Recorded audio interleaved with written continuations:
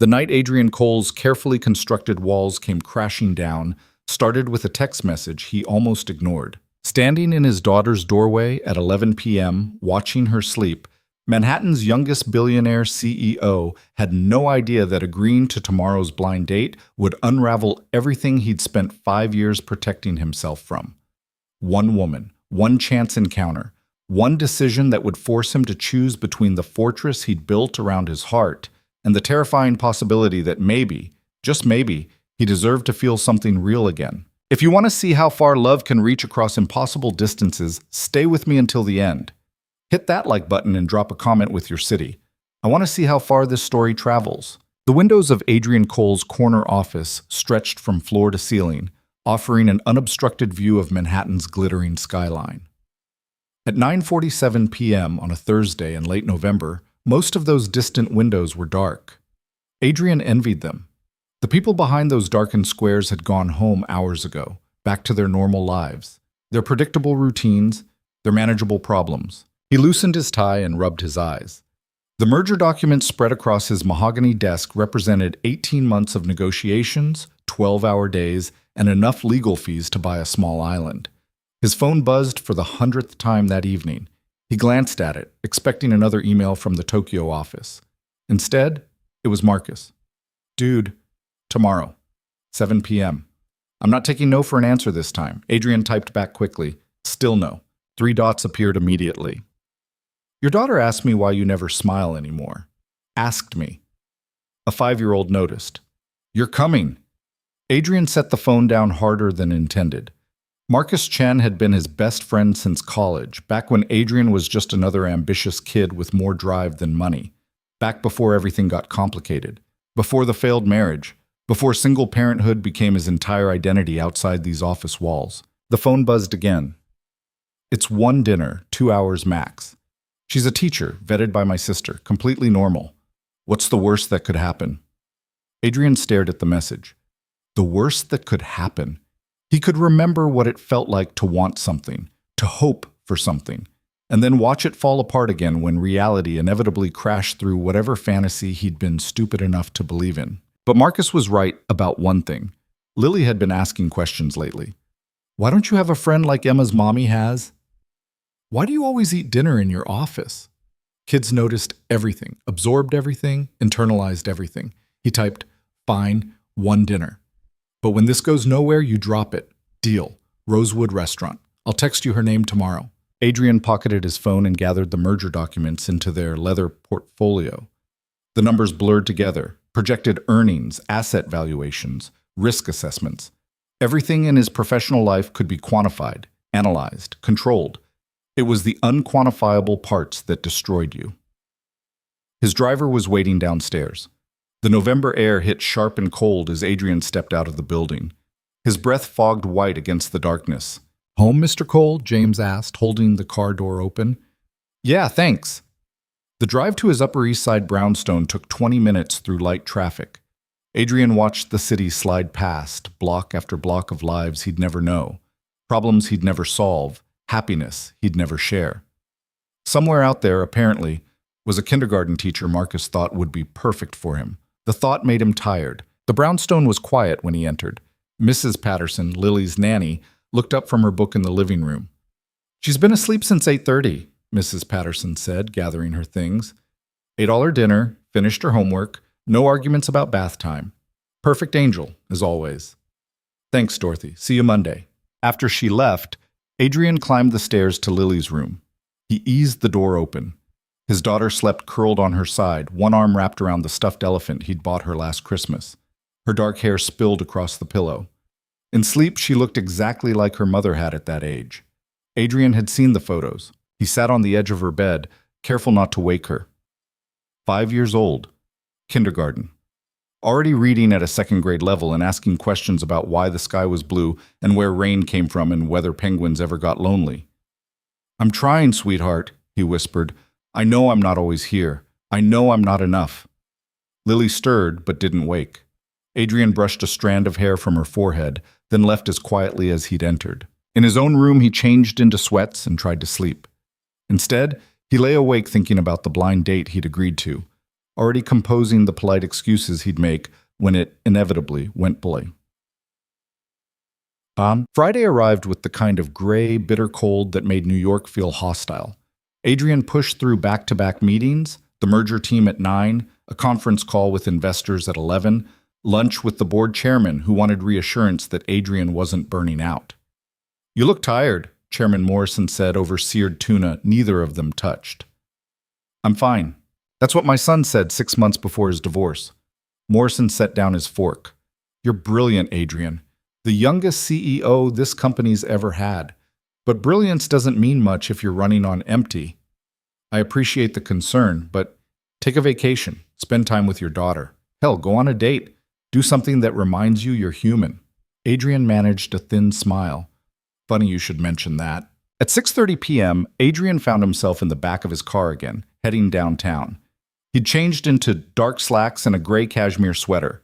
Nice enough to not look like he didn't care, casual enough to not look like he was trying.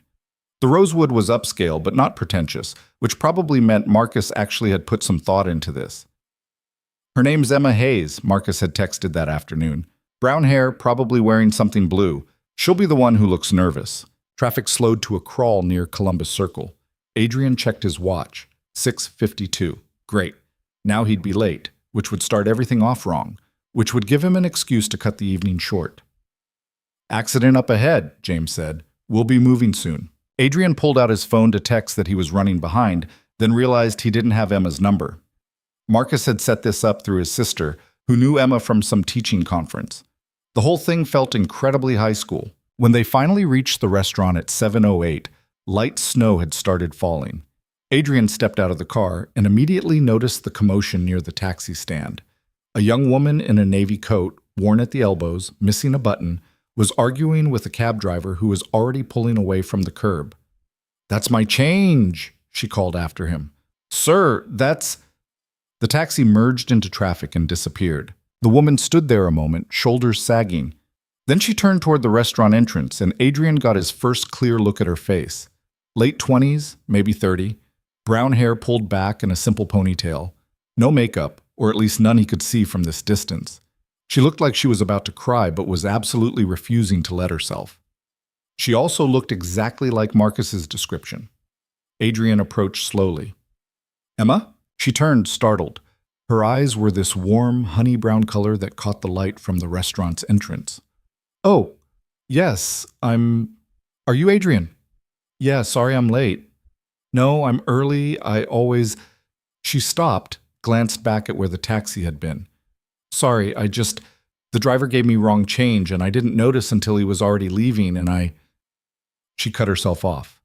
"That's not your problem." "Hi, nice to meet you." She stuck out her hand. Adrian shook it. Her fingers were cold. "That coat's not warm enough," he said, then immediately regretted it. Great start, criticize her clothes. But Emma just laughed, a real laugh that sounded surprised to escape. "Yeah, well, fashion versus function. Guess which one's winning in my tax bracket?" There was no bitterness in it, just statement of fact. Adrian found himself slightly off balance. Every woman Marcus had tried to set him up with before had been so carefully polished, so strategic in their presentation. This woman looked like she'd rushed here straight from work and was already regretting the whole thing. "Should we go inside?" he suggested. The Rosewood's hostess greeted them with practiced warmth and led them to a corner table. The restaurant was half full, the lighting warm and intimate without being dark enough to feel like they were hiding. A piano played softly somewhere in the background. Emma slid into her seat and looked around with the kind of wide-eyed appreciation that suggested she didn't eat at places like this often. Or possibly ever. "This is beautiful," she said. "When Marcus's sister told me her brother's friend wanted to meet someone, I pictured coffee. Maybe a diner. Would you have preferred that?" "Honestly? Maybe." She met his eyes. "I feel like I should have worn something nicer." "You look fine." "That's what people say when you don't look fine." But she smiled slightly. "It's okay. I know I'm out of my depth here. I teach kindergarten in the Bronx.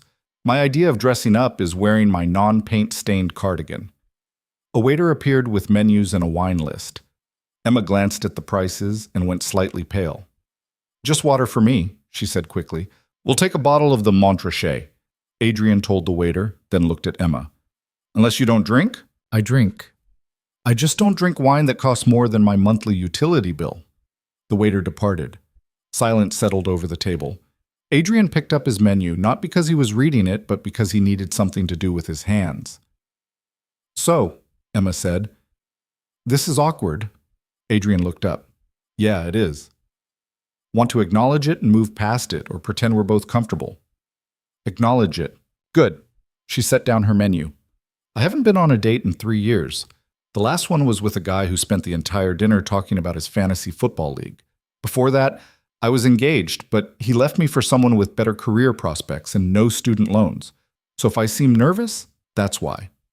"Your turn." Adrian hadn't expected the direct approach. Most people in his circles dealt in carefully curated half-truths. "I haven't dated since my divorce. My daughter was 6 months old when her mother left. I've been busy since then trying to be both parents and run a company." "What company?" "Coal Industries. We do corporate acquisitions and—" He stopped. "It's boring. Try me." So Adrian explained in broader terms than he usually used what his company actually did. To his surprise, Emma asked intelligent questions. She wanted to know about the human element, what happened to employees when companies merged, whether anyone tracked the downstream effects on communities, how he balanced profit against impact. "Most people don't ask about that part," Adrian admitted. "Most people probably don't grow up watching their parents lose jobs when a bigger company buys out the factory." Emma's voice was matter-of-fact.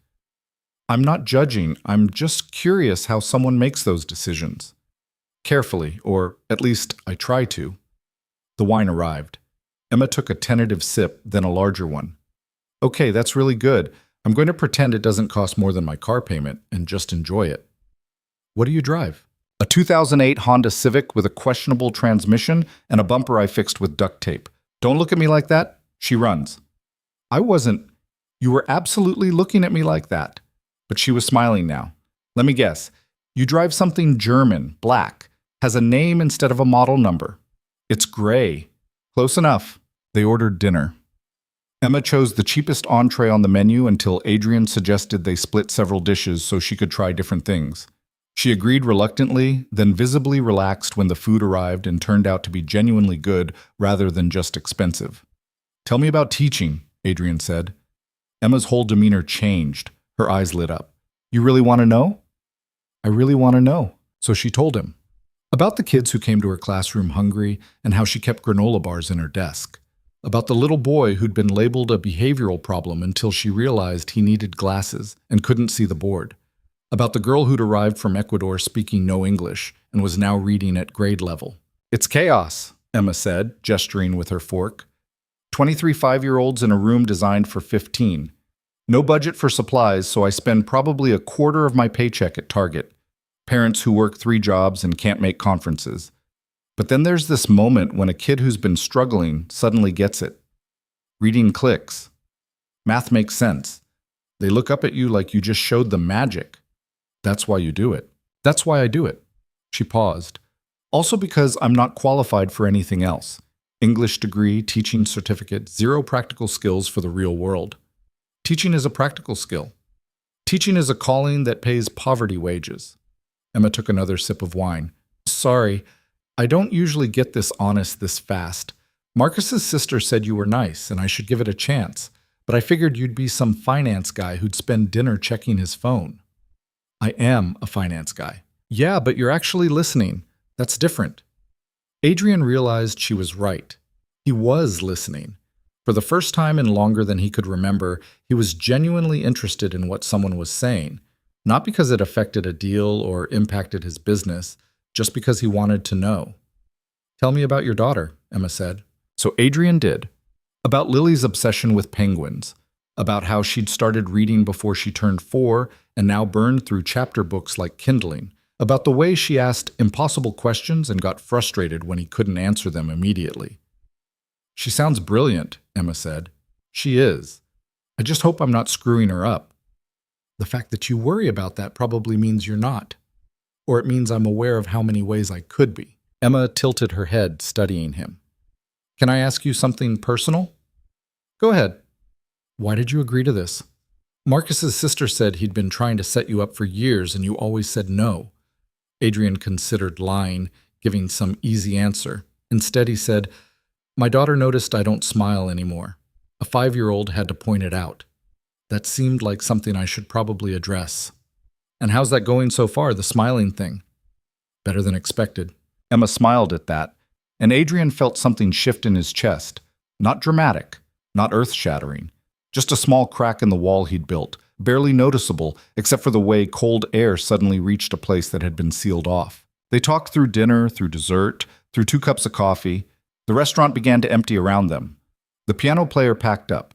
Adrian kept expecting to run out of things to say, but the conversation just kept going, shifting naturally from topic to topic. Emma told him about growing up in a small town upstate, about parents who'd struggled but loved fiercely, about choosing teaching because her 4th-grade teacher had been the first person to tell her she was smart. Adrian told her about building his company from nothing, about the terror of those early years when failure seemed inevitable, about the strange emptiness that came with success. "Do you regret it?" Emma asked. "Getting everything you wanted?" "I regret what I gave up to get it." "Like?" Adrian thought about his ex-wife, about the marriage that had collapsed under the weight of his ambition and her resentment, about becoming a father before he was ready and then having to figure it out alone, about years of choosing work over everything else because work was predictable and controllable and didn't ask for pieces of him he wasn't sure he had. "Time," he said finally. "You can't buy that back." Emma nodded slowly.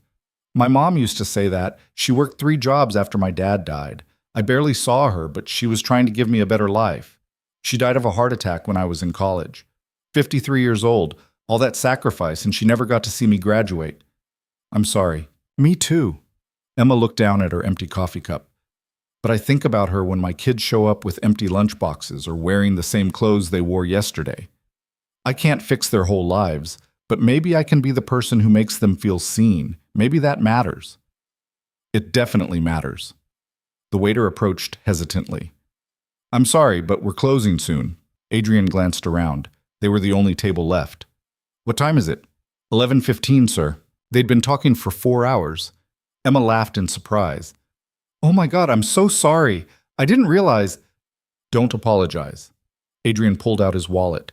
"This was—" He couldn't finish the sentence. What was it? Nice? Pleasant? Those words felt absurdly insufficient for whatever had just happened. Emma stood, pulling on her inadequate coat. "Thank you for dinner. This was I had a good time. Let me give you a ride home." "That's okay. I'll just grab a cab." "Emma, it's late, it's snowing, and you live in the Bronx. I'm giving you a ride." She looked like she wanted to argue, then just nodded. "Okay. Thank you." James had the car waiting. Emma slid into the back seat and immediately touched everything: the leather interior, the temperature controls, the small screen showing the navigation system.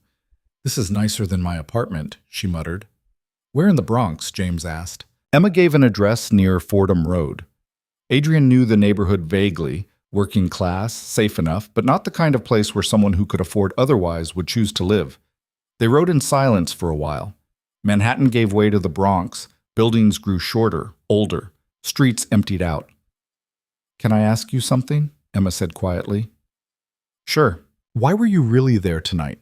And don't say because Marcus pushed you. You don't strike me as someone who does things he doesn't want to do."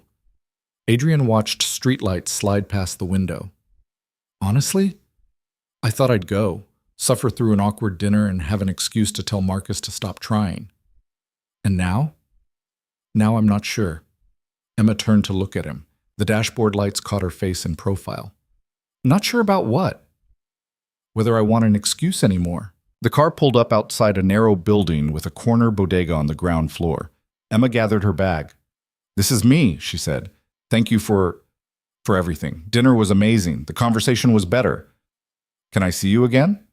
The words came out before Adrian could stop them. Emma froze with her hand on the door handle. "Are you serious?" she asked. "Yes." "Why?" "Because I want to. You don't know anything about me." "Not really. You don't know that I have $40,000 in student loans I'll probably never pay off. You don't know that my apartment has mice and my landlord won't fix the heat. You don't know that I'm a disaster at relationships and I overthink everything, and I know you care about your students more than your paycheck. I know you're honest, even when it would be easier not to be. I know you made me laugh for the first time in I don't know how long. Adrian paused. I'd like to know the rest. Emma stared at him. Snow had started falling harder, coating the windshield. Okay. Okay. Yeah, okay, I'd like that too. She fumbled in her bag and pulled out a slightly bent business card. My number's on there. Call me or text, whatever. Adrian took the card. Their fingers brushed. Emma pulled away quickly, opened the door, and stepped out into the snow. Good night, Adrian. Good night, Emma. He watched her hurry into the building, shoulders hunched against the cold. James pulled away from the curb. Nice woman, James observed. Yeah. Different from your usual type. Adrian didn't have a usual type anymore. He'd stopped having types when dating stopped being something he did. But James was right. Emma was different. She was real in a way that felt almost dangerous. No polish, no agenda, just a woman who said what she meant and meant what she said. His phone buzzed. Marcus. Well? How bad was it? Adrian typed back. It wasn't, 3 dots. Then, that's it? That's all I get? She's interesting. Interesting? Dude, I need details. Adrian pocketed his phone without responding. He wanted to keep this to himself for a while. This small, unexpected thing that had happened. This crack in the wall. When he got home, Mrs. Patterson was asleep on the couch. Adrian woke her gently. How was your evening? She asked, gathering her things. Good. Surprisingly good. You should do it more often, whatever it was. After she left, Adrian checked on Lily. Still asleep, still peaceful. He stood in her doorway and thought about Emma's classroom full of kids who needed someone to see them. About time you couldn't buy back. About choices you made and lived with. In his own room, he pulled out Emma's business card. Simple white cardstock, slightly worn at the edges. Emma Hayes, kindergarten teacher, with a phone number and email address. No fancy title, no corporate branding, just the facts. He set it on his nightstand and tried to sleep. Instead, he lay awake replaying the evening. The way Emma had laughed when the waiter brought the wine. The intensity in her voice when she talked about her students. The moment at the end when she'd asked why he wanted to see her again, and he'd given her the truth instead of something easier. Around 2 a.m., he finally drifted off, and for the first time in years, Adrian Cole smiled in his sleep. Saturday morning arrived gray and cold. Lily woke him at 7 by jumping on his bed. Daddy, it snowed! Can we build a snowman? Adrian groaned and pulled her down into a hug. After breakfast. You promised last time it snowed and then you had a work call. Not today. Today we're building a snowman. Lily squealed and ran downstairs. Adrian followed more slowly, still thinking about last night. About Emma. About the way she'd looked at him when he'd asked to see her again. Like she couldn't quite believe he was serious. He made pancakes while Lily narrated her week at school. Apparently someone named Tyler had eaten glue. Someone named Sophia could do a cartwheel. Her teacher, Miss Rodriguez, had read them a book about penguins. Ihr Miss Weiss schon. Did you know penguins mate for life? Lily asked through a mouthful of pancake. I did know that. That means they pick one penguin and stay with them forever, even when it gets hard. That's right. Why didn't you and Mommy do that? Adrian set down his fork. They'd had versions of this conversation before, but it never got easier. Sometimes people try really hard and it still doesn't work out. But you tried hard, right? I tried as hard as I knew how. Lily absorbed this. When I grow up, I'm going to be a penguin. Adrian couldn't help smiling. That's a good plan. After breakfast, they bundled up and went outside. The brownstone's small front yard had accumulated maybe 3 inches of snow. Not much, but enough for a modest snowman. Lily directed the operation with serious focus, while Adrian did most of the heavy lifting. It needs a face, Lily declared. They used rocks for eyes and buttons, a stick for the mouth. Lily insisted the snowman looked sad, so they adjusted it until she was satisfied. Now he's smiling, she said. Everyone should smile. Adrian thought about Emma again, about Marcus saying Lily had noticed he didn't smile anymore. Kids saw everything. Hey, Lily. Yeah? What if I had a friend? Someone I wanted you to meet sometime. Lily looked up sharply. What kind of friend? A lady friend. Like a girlfriend. Maybe? I don't know yet. Lily considered this seriously. Does she like penguins? I don't know. I could ask. Okay. If she likes penguins, I'll meet her. Adrian laughed. Deal. They spent the rest of the morning outside, then came in for hot chocolate. Adrian's phone had been buzzing periodically, but he ignored it. Whatever work needed him could wait. This time with Lily felt too important to interrupt. But eventually, Lily settled in front of the TV with a movie, and Adrian allowed himself to check his messages. Most were work-related. One was from Marcus asking for details, and one, sent an hour ago, was from an unknown number. Hi. This is Emma. Is this too soon to text? Probably too soon. Sorry. I just wanted to say thank you again for last night. Adrian stared at the message. Then he replied, Not too soon. I was going to text you later, but chickened out. Her response came quickly. You? Chickened out? I don't believe it. Believe it. I haven't done this in a while. Me neither. It's terrifying. Yeah. A pause. Then, are you busy right now? Adrian glanced at Lily, absorbed in her movie. Hanging out with my daughter. You? Grading papers and pretending my apartment is warmer than it actually is. Glamorous Saturday. The papers or the temperature? Both. Adrian smiled at his phone. Then he typed, What are you doing tomorrow? Tomorrow's Sunday. I sleep in, do laundry, prep for the week. Why? Want to get coffee? Bring your papers. I'll bring work. We can be boring together. A longer pause this time. Adrian waited, suddenly anxious. Okay, but somewhere low-key. I can't do fancy 2 days in a row. I know a place in Chelsea. It's a diner. Is that low-key enough? Perfect. What time? They agreed on 11. Adrian put his phone down and realized he was smiling again. Lily noticed. You look happy, she observed. Maybe I am. Is it because of the penguin lady? She's not. I don't know if she likes penguins yet. You should find out. It's important.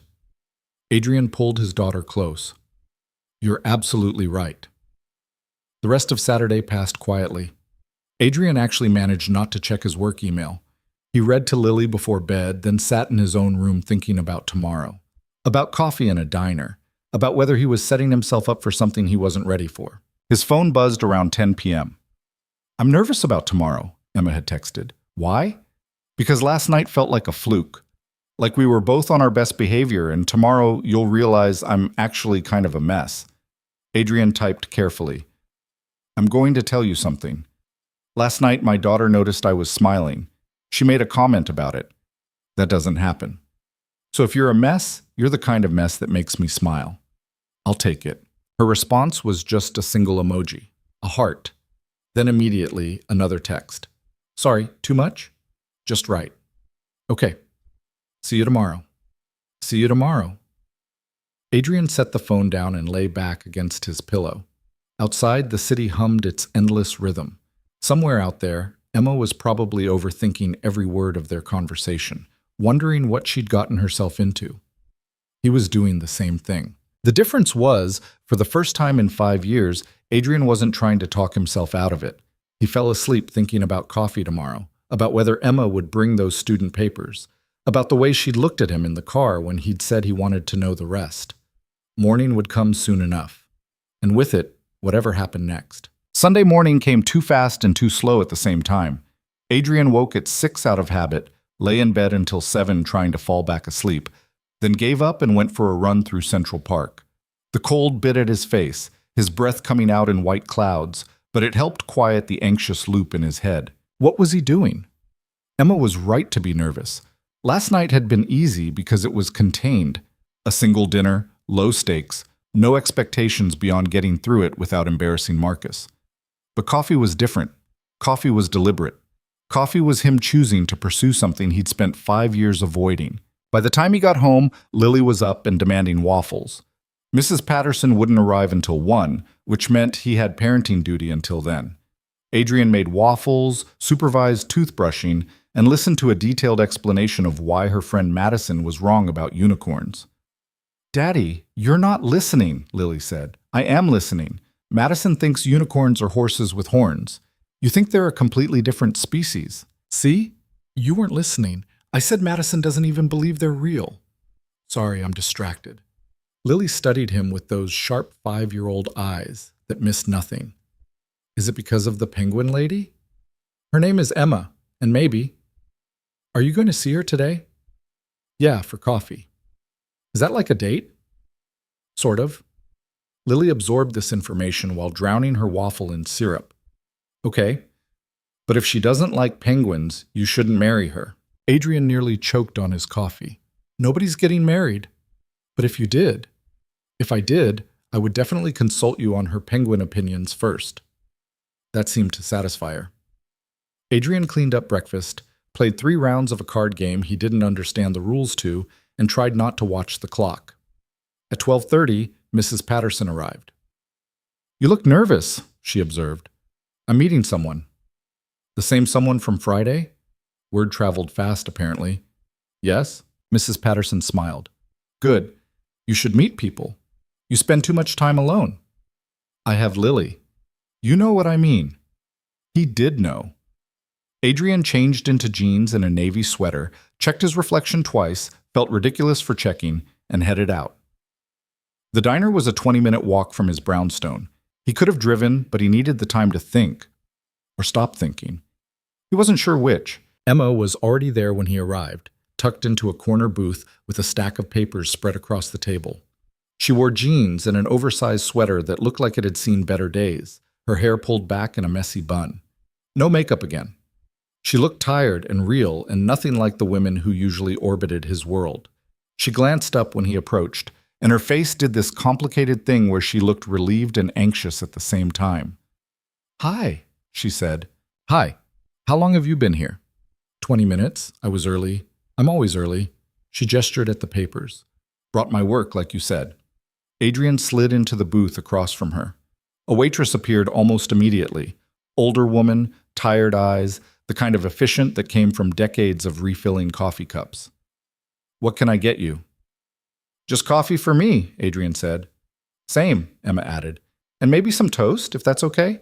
The waitress nodded and disappeared. Emma watched her go, then looked back at Adrian. I wasn't sure you'd actually show, she said. Why wouldn't I?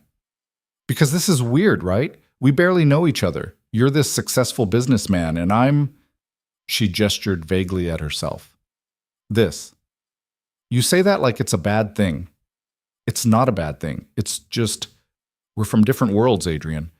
Friday night was nice, but this is daylight. No wine, no fancy restaurant hiding the gaps. The coffee arrived. Emma wrapped her hands around the mug like she was trying to warm herself from the inside out. Adrian noticed her apartment hadn't gotten any warmer since yesterday. Do you want to leave? He asked quietly. No. Do you? No? Okay then. Emma took a breath. Sorry.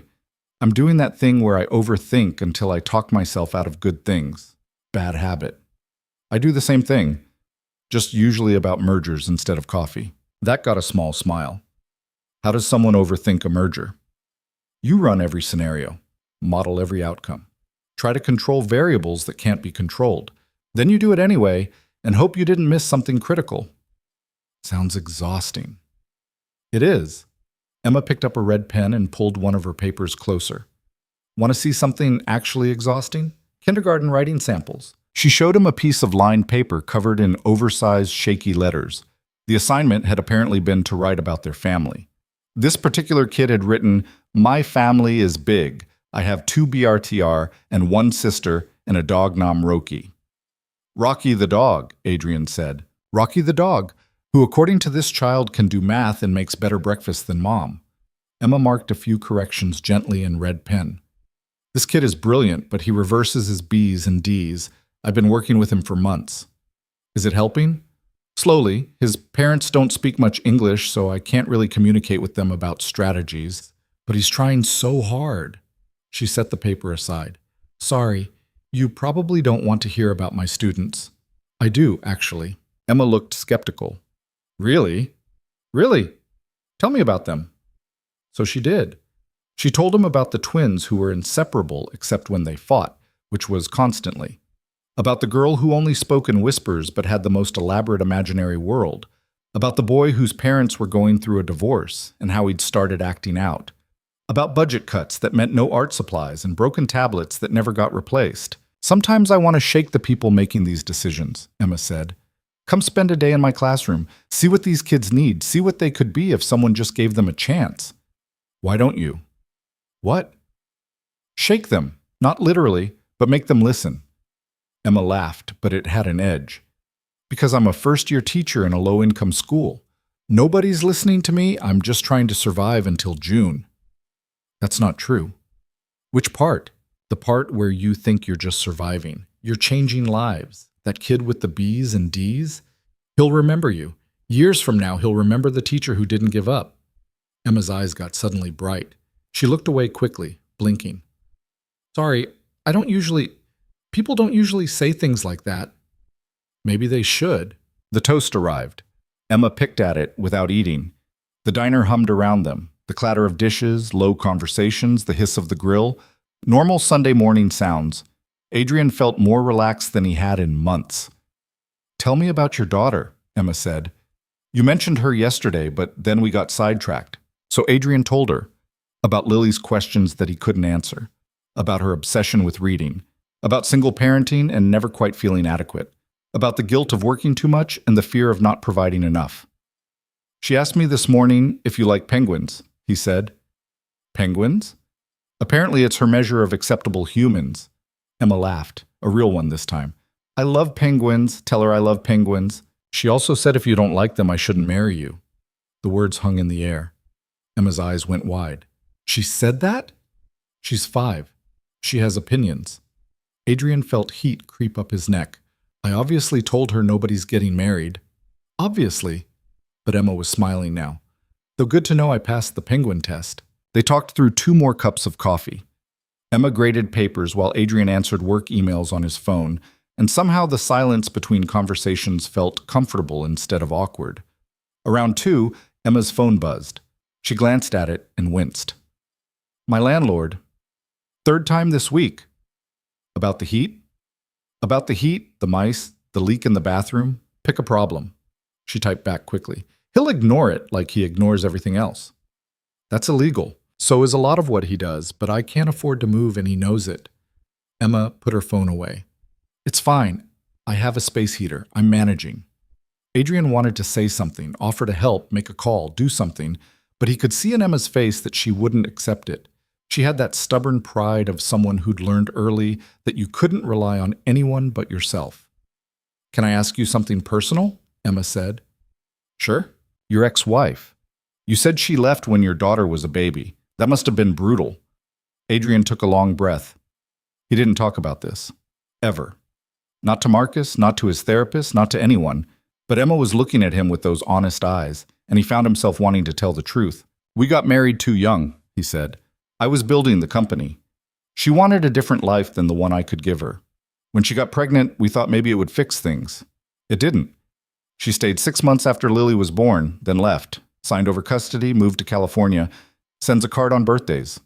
That's it. Do you still love her? No, I don't think I ever really did. I think we love the idea of each other. Adrian turned his coffee mug in circles. The hard part isn't missing her. It's knowing I failed at something important, that I couldn't make it work. It takes 2 people to make a marriage work. Only takes one to end it. I know, doesn't always feel that way. Emma reached across the table and squeezed his hand briefly. For what it's worth, I think you're doing fine. Your daughter sounds happy, loved. That's what matters. You haven't met her yet. Yet? Emma raised an eyebrow. I mean, if you wanted to, eventually, not now, that would be too soon. Adrian was fumbling badly. I'm just saying. I know what you're saying. Emma's smile was soft. And yeah, eventually, I'd like that. The check came. Adrian grabbed it before Emma could protest. Outside, the temperature had dropped and the sky had that heavy gray quality that promised more snow. Emma pulled her inadequate coat tighter. Which way are you headed? Adrian asked. Subway. Back to the Bronx. Let me drive you. You've already driven me once. I can take the train. Emma. Adrian. It's cold, let me drive you. She looked like she wanted to argue, then just sighed. Okay, but this can't become a thing where you're always rescuing me. Noted. This is the last time. Liar. James had the car nearby. Emma slid into the back seat and immediately curled up against the heated leather. This is unfair, she muttered. I'm going to get used to this, and then my Civic's broken heater is going to feel even worse. I could look at your Civic. You know about cars? No, but I know people who do. Adrian. What? You're doing it again, the rescuing thing. Right, sorry. They rode in silence for a while. The city slid past. Adrian found himself hyper-aware of the small distance between them on the seat, the way Emma's fingers tapped against her knee, the quiet sound of her breathing. Can I tell you something? Emma said suddenly. Anything. This terrifies me. You terrify me. Adrian turned to look at her. Why? Because you're successful and put together and you have your life figured out. And I'm barely keeping my head above water most days. My student loans are crushing me. My apartment is falling apart. I can't afford to replace my winter coat. She laughed, but it sounded fragile. What happens when you realize I'm a bad investment? You're not an investment. Everything's an investment to someone like you. The words stung because they weren't entirely wrong. Adrian had spent his adult life calculating risk and reward, measuring potential against cost. But Emma wasn't a merger. She wasn't a deal. She was... You're right, he said quietly. I do think that way. About business, about risk, but not about this. Then what is this? I don't know yet, but I want to find out. Emma studied his face. What if it doesn't work? What if we're too different? Then at least we tried. That's very optimistic for someone who just told me he models every possible failure scenario. Maybe you're making me optimistic. Emma smiled despite herself. That's the worst line I've ever heard. I know, I'm terrible at this. You really are. But she was still smiling when the car pulled up outside her building. This time, Adrian walked her to the door. The bodega was open, salsa music drifting out. Somewhere upstairs, someone was arguing in Spanish. Emma unlocked the outer door, then turned back. Thank you for today, and for Friday, and for not running away when I got weird. You weren't weird. I was definitely weird. Okay, you were a little weird. I liked it. Emma laughed. Then, before Adrian could process what was happening, she stood on her toes and kissed his cheek. Quick, light, gone before he could react. I'll text you, she said, and disappeared inside before he could respond. Adrian stood there a moment, hand against his cheek where her lips had been. Then he walked back to the car feeling like an idiot and not caring at all. The week that followed was strange. Adrian went to work, sat through meetings, negotiated contracts, and did all the normal things. But underneath it all was this constant awareness of his phone, of waiting for Emma to text, of hoping she would, and being terrified when she did. They texted sporadically. Emma sent him pictures of her students' artwork, chaotic explosions of color and enthusiasm. Adrian sent back photos of Lily's elaborate penguin drawings. It was casual, easy, except for the way Adrian found himself smiling at his phone during board meetings. Marcus noticed. You're different, he said on Wednesday, cornering Adrian in his office. I'm not different. You smiled at Jenkins today. You never smile at Jenkins. Nobody smiles at Jenkins. He made a funny joke. Jenkins has never made a funny joke in his life. This is about the teacher, isn't it? Emma. Adrian shuffled papers on his desk. We've gone out twice. It's not a thing. It's absolutely a thing. You like her. I barely know her. That's not an answer. Adrian set down the papers. Fine. Yes. I like her. She's different. Real. I don't know how to explain it. You don't have to explain it, just don't screw it up. Thanks for the vote of confidence. I'm serious. Marcus sat down across from him. You've been alone for 5 years. You deserve this. Don't self-sabotage. I won't. You're already thinking of 50 reasons why it won't work. He was. Adrian was already cataloging every difference, every potential conflict, every way this could go wrong. It was what he did, planned for failure so it hurt less when it came. But then his phone buzzed with a text from Emma. Just a photo of a kid's story about a dragon who was afraid of flying. And underneath, reminded me of you. Scared of taking off, but probably great once you do. Adrian stared at that message for a long time. On Thursday, Emma texted, "Random question. What are you doing Saturday night?" Adrian typed, "Nothing. Why? My school is having this fundraiser thing. It's small, boring. You probably have better things to do." "I don't have better things to do. You don't even know what it is yet." "Doesn't matter. I'll be there." A pause, then, "It's just a silent auction and some speeches. Very low key. You'd have to slum it in the Bronx." "I can handle the Bronx. Send me the details." "You're serious?" "Completely serious." Another pause, longer this time. "Okay. But don't say I didn't warn you." My principal gives long speeches. Saturday arrived cold and clear. Adrian spent the morning with Lily, took her to the park, listened to more theories about penguins. Around 4, he started getting ready. The fundraiser was at Emma's school, starting at 7. "Where are you going?" Lily asked, watching him button a dress shirt. "Remember I told you about Emma? I'm going to see her." "The penguin lady?" "Yes, the penguin lady." "Can I come?" "Not tonight, but maybe soon, if that's okay with you." Lily considered this. "Is she nice?" "Very nice." "Okay, you can keep seeing her." Adrian couldn't help smiling. "Thanks for the permission." The school was in a neighborhood Adrian rarely visited, working class, a mix of small shops and worn apartment buildings. Emma had sent the address. PS 342. The building looked like every public school built in the 70s. Brick, boxy, functional. Inside, the gym had been transformed with string lights and folding tables. Maybe 100 people milled around. Parents, teachers, a few local business owners. Adrian felt overdressed in his blazer and immediately self-conscious. Then he spotted Emma across the room, talking to an older Latina woman in a bright yellow dress. Emma wore a simple black dress that looked like she'd owned it for years, her hair down for once, minimal makeup. She looked nervous and beautiful and completely in her element. She saw him and her whole face changed. Relief mixed with something else. She excused herself and walked over. "You came," she said. "I said I would." "I know, but I thought maybe you'd—" She stopped. "You look really nice." "So do you."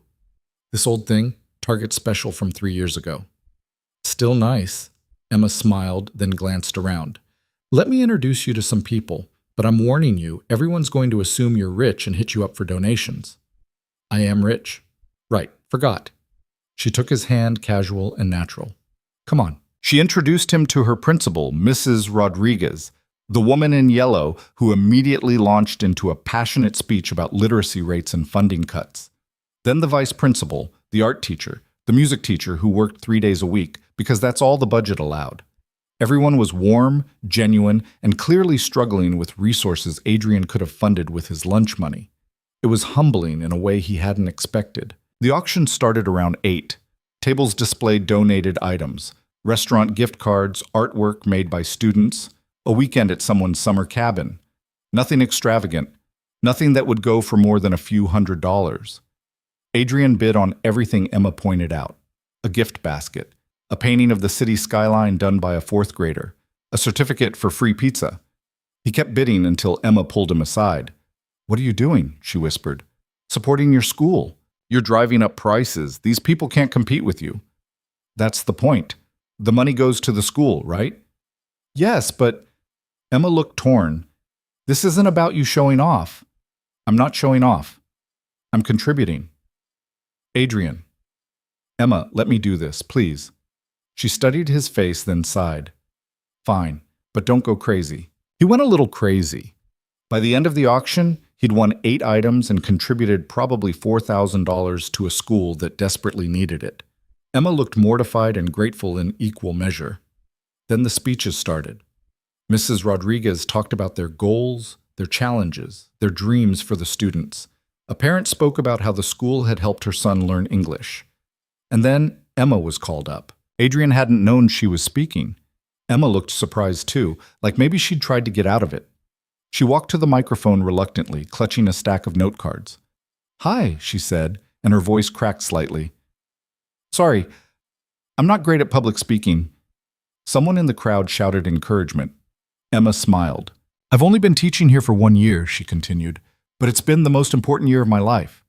I get to work with 23 incredible kids who show up every day ready to learn, despite challenges that would break most adults. Some of them come to school hungry. Some have parents working multiple jobs. Some are learning English while trying to keep up with grade-level work." Her voice got stronger as she spoke. Adrian watched her transform from nervous to passionate. "These kids deserve better than what we can currently give them. They deserve libraries with enough books. They deserve art supplies and music classes and technology that works. They deserve teachers who aren't buying supplies out of their own pockets." Emma looked out at the crowd.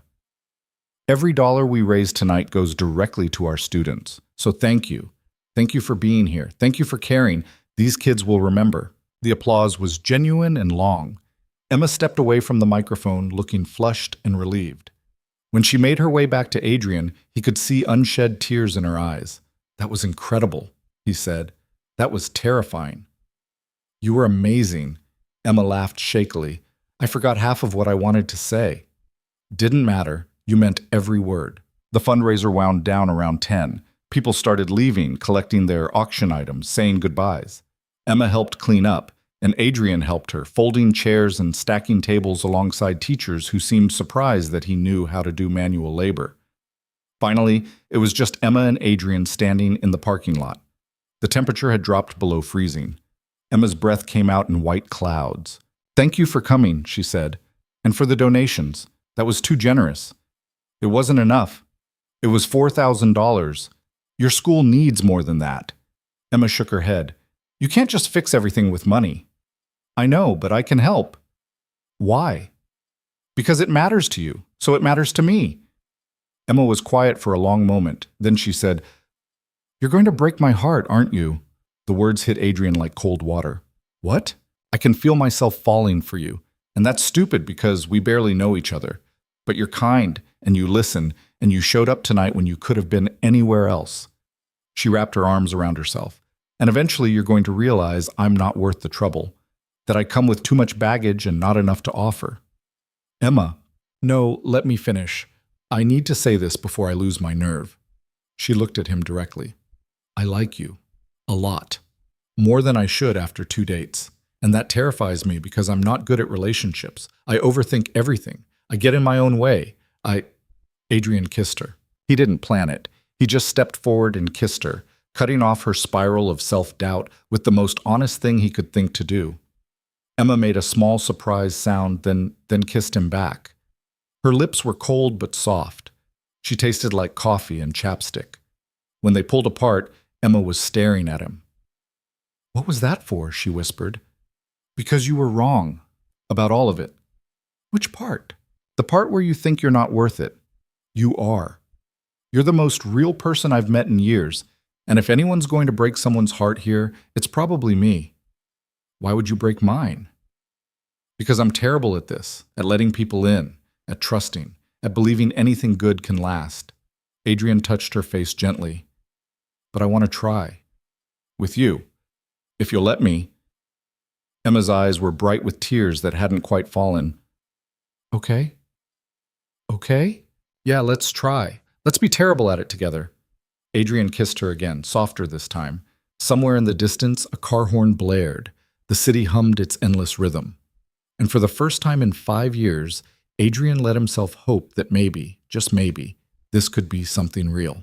They stood there in that freezing parking lot until Emma started shivering too hard to ignore. Adrian drove her home, held her hand the whole way, and kissed her goodnight at her door like a teenager. When he got home, Lily was asleep and Mrs. Patterson was reading on the couch. "Good night?" she asked.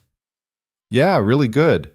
Adrian checked on Lily, brushed his teeth, and lay in bed replaying every moment.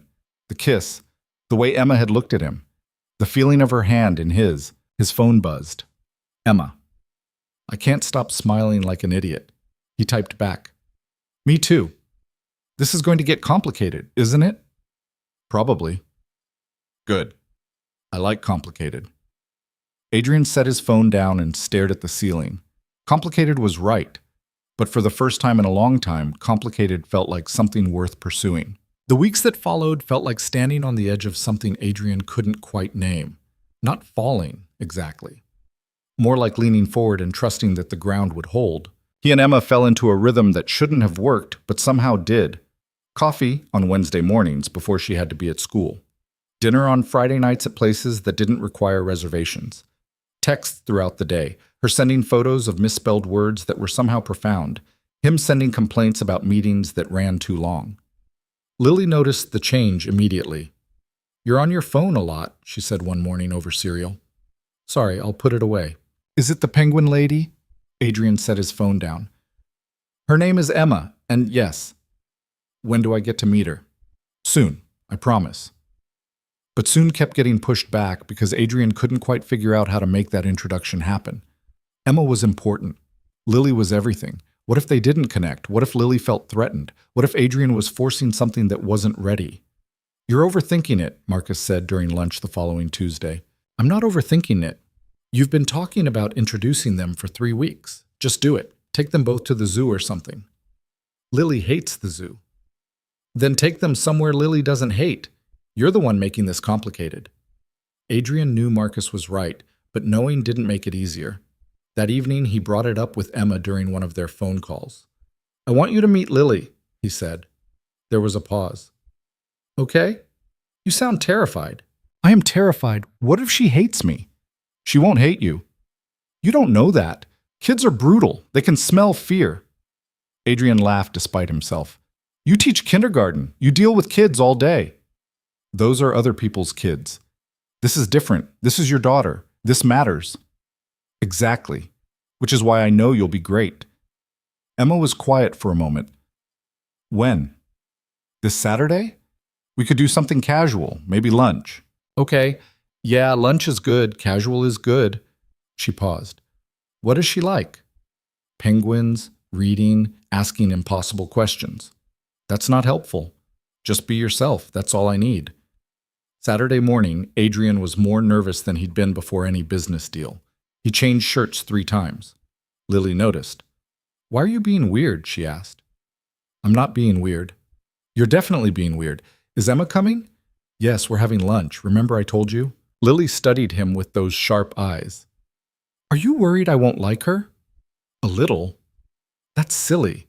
If you like her, I'll probably like her too." Adrian wished 5-year-old logic applied to adult situations. They were meeting at a pizza place in Midtown, neutral territory, loud enough that awkward silences wouldn't be too obvious. Emma was already there when they arrived, sitting in a corner booth looking like she might throw up. She stood when she saw them, smoothing down her sweater. "Hi." "Hi," Adrian said.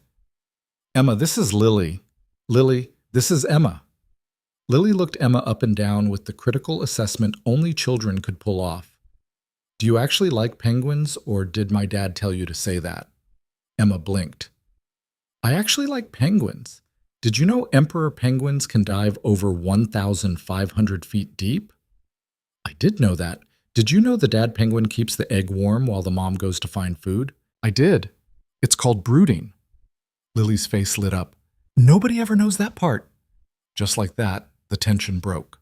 They slid into the booth and ordered pizza, and Lily proceeded to quiz Emma on every penguin fact she knew.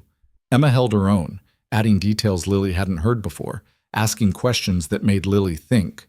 Adrian sat back and watched them, something tight in his chest loosening. "Your dad says you're really good at reading," Emma said after the pizza arrived. "I'm reading chapter books already. Miss Rodriguez says I'm advanced." "That's impressive.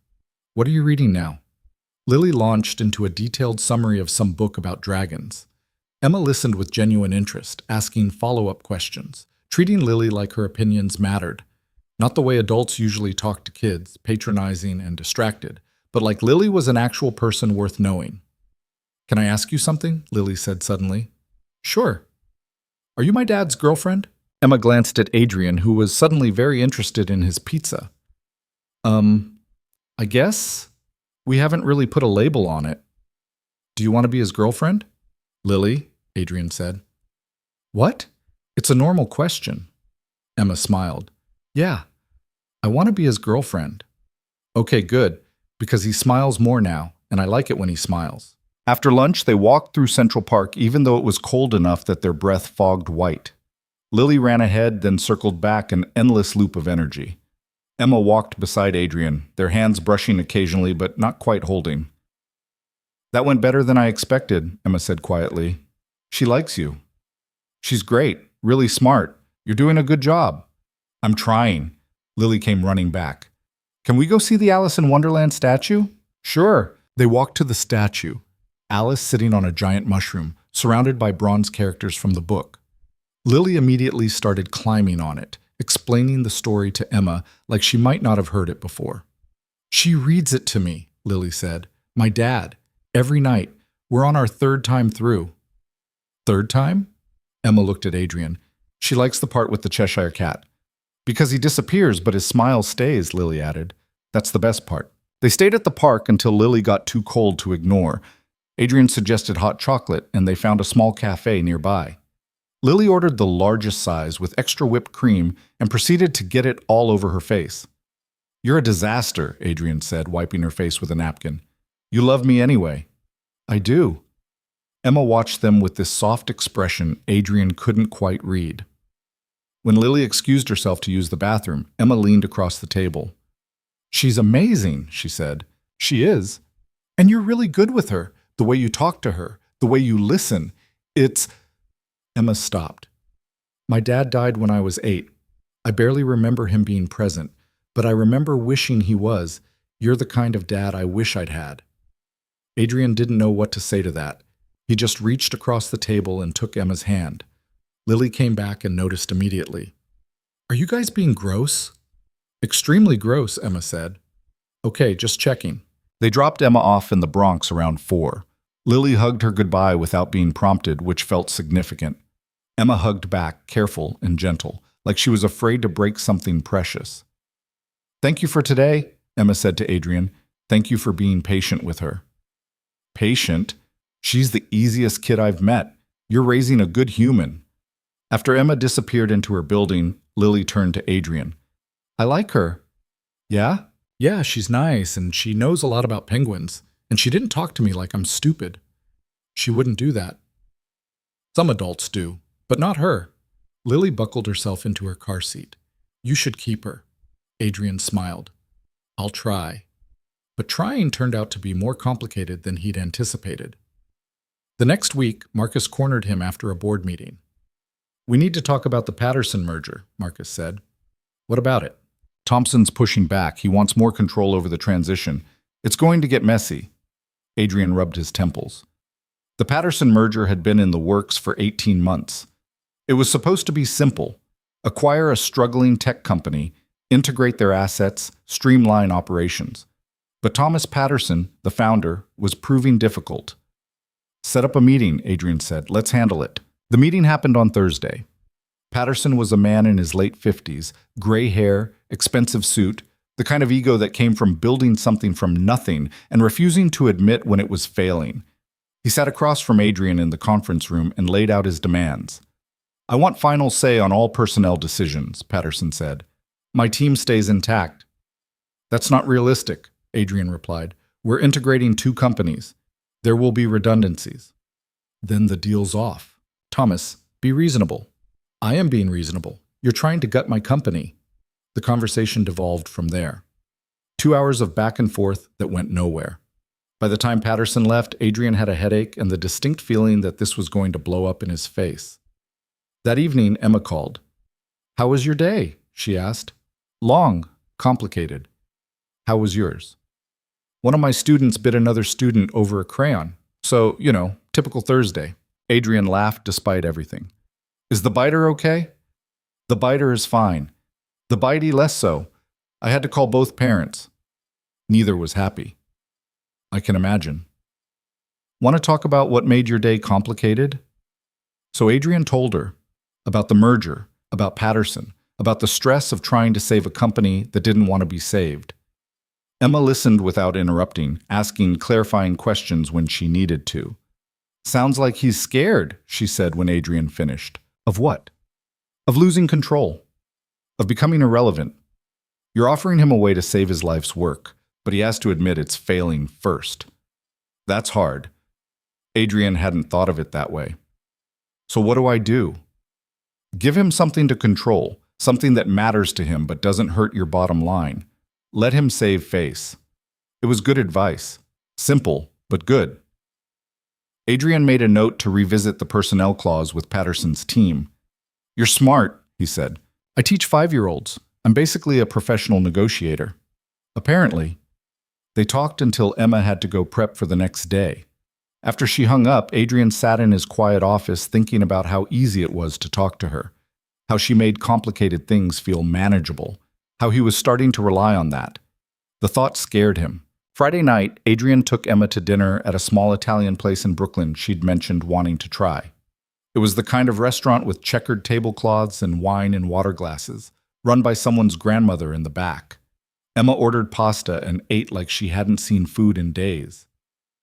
Sorry, she said, catching his look. I skipped lunch. Parent-teacher conferences ran late. Don't apologize. It's nice watching someone actually enjoy food. What does that mean? Most of the women I used to date picked at salads and drank wine. Emma set down her fork. Used to date? Before you. Adrian caught himself. I haven't dated seriously in years, but when I did. And how am I different from salad women? You're real. You order what you want. You don't perform. I can't afford to perform. This is just me. I know. That's why I like it. Emma smiled, but it didn't quite reach her eyes. Can I ask you something? Always. Where's this going? Us, I mean. Adrian set down his own fork. What do you mean? We've been seeing each other for over a month. I've met your daughter. You've integrated into my life. But we haven't talked about what we're actually doing here. What do you want to be doing? That's not an answer. Adrian took a breath. I don't know. I haven't thought past wanting to see you again. That's fair. But I need to know if this is casual or if you're actually considering something real. Because it feels real to me. And if it's not to you, I need to protect myself. It's real to me too. Then say it. Say what? That you want this. That I'm not just a distraction from your life. Adrian reached across the table and took her hand. You're not a distraction. I don't have words for what you are. But it's not casual. It's never been casual. Emma's eyes got bright. Okay. Okay? Yeah, I just needed to hear it. They finished dinner and walked along the Brooklyn waterfront. The city glittered across the water, 1,000 lights reflecting off the East River. Emma shivered despite her coat, and Adrian pulled her close. I'm falling for you, Emma said quietly. Just so you know.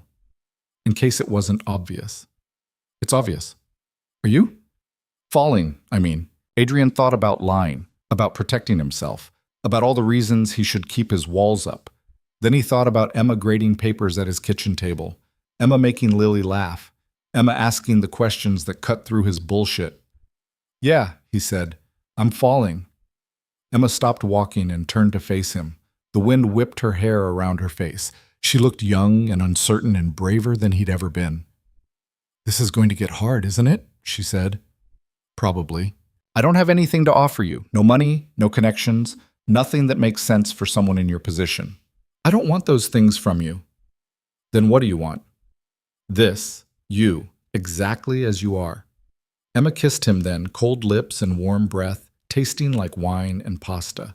When they pulled apart, she was smiling. Okay, let's do this for real. For real. They walked back to his car hand in hand, and Adrian felt something settle in his chest. A decision made. A bridge crossed. No going back now. The following Tuesday, everything changed. Adrian was in his office reviewing contracts when his assistant buzzed. Mr. Cole? There's a woman here to see you. She says it's urgent. I don't have any appointments. I know, but she's insistent. Her name is Victoria Cole. Adrian's blood went cold. Victoria. His ex-wife.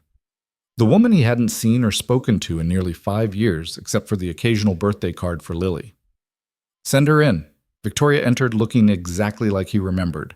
Tall, blonde, perfectly put together in a way that probably cost thousands of dollars.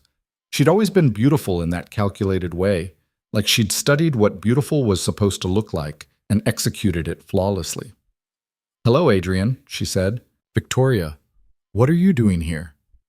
I need to talk to you about Lily. Adrian's stomach dropped. What about Lily? Can I sit? No, tell me what this is about. Victoria sighed. I want to see her. Absolutely not.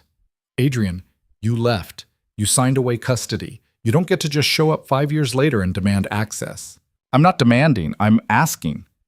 Victoria moved closer. I made mistakes. I was young, I was overwhelmed. I didn't know how to be a mother. But I've grown. I'm in therapy. I'm ready. Ready for what? To be in her life. To be her mother. Adrian laughed, bitter and sharp. You gave up that right. I never gave up being her mother. I just gave you custody. Because you didn't want her. Because I couldn't handle her then. That's different. Victoria's voice cracked slightly. I think about her every day. Wonder what she looks like, what she's interested in, if she's happy. I've stayed away because I thought that's what was best. But it's killing me. Adrian wanted to throw her out, tell her to leave and never come back. But something in her face stopped him. She looked genuinely devastated, not performing, actually broken. Why now? He asked. Because I can't keep living with this hole in my life. And because Lily deserves to know her mother, even if I was a terrible one. She doesn't ask about you. That's worse. Don't you see? She doesn't even know to miss me. What does that say about me? Adrian sat down heavily. This is a bad idea. Maybe. But can we at least talk about it? Really talk? He should have said no, should have called security, but instead he heard himself saying, fine, one conversation. But Lily doesn't know about this. Not until I decide if this is even worth considering. Victoria nodded. Thank you. They talked for 2 hours. Victoria explained how she'd left New York, moved to San Francisco, spent 3 years in intensive therapy dealing with postpartum depression she'd never acknowledged. She'd gotten her life together, built a career, and finally felt stable enough to face what she'd run from. I don't expect you to forgive me, she said. I don't even expect Lily to forgive me, but I need to try. She's 5, she's happy, she's stable. You coming back could destroy that. Or it could give her something she doesn't even know she's missing. After Victoria left, Adrian sat alone in his office feeling sick. He should call his lawyer, should shut this down immediately. But part of him wondered if Victoria was right.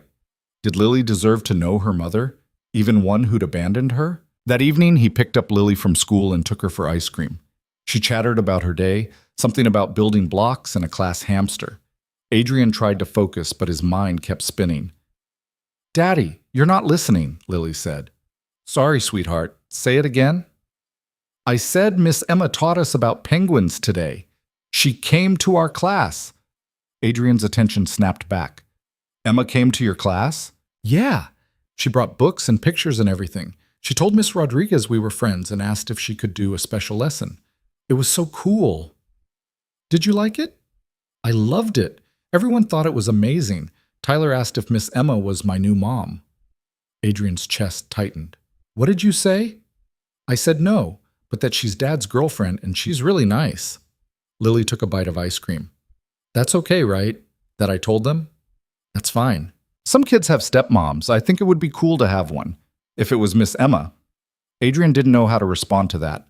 How to reconcile Lily's easy acceptance of Emma with the bomb Victoria had just dropped.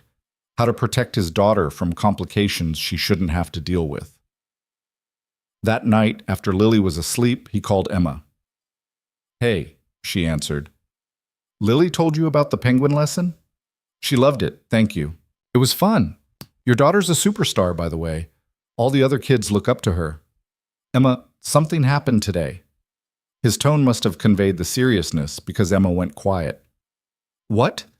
So Adrian told her. About Victoria showing up, about her wanting to be in Lily's life, about his complete inability to know what to do. That's a lot, Emma said when he finished. Yeah. What are you going to do? I don't know. Part of me wants to tell her to disappear and never come back, but part of me wonders if Lily deserves the chance to know her mother. What does your gut say? My gut says protect Lily at all costs, but I'm too close to this. I can't think clearly. Emma was quiet for a long moment.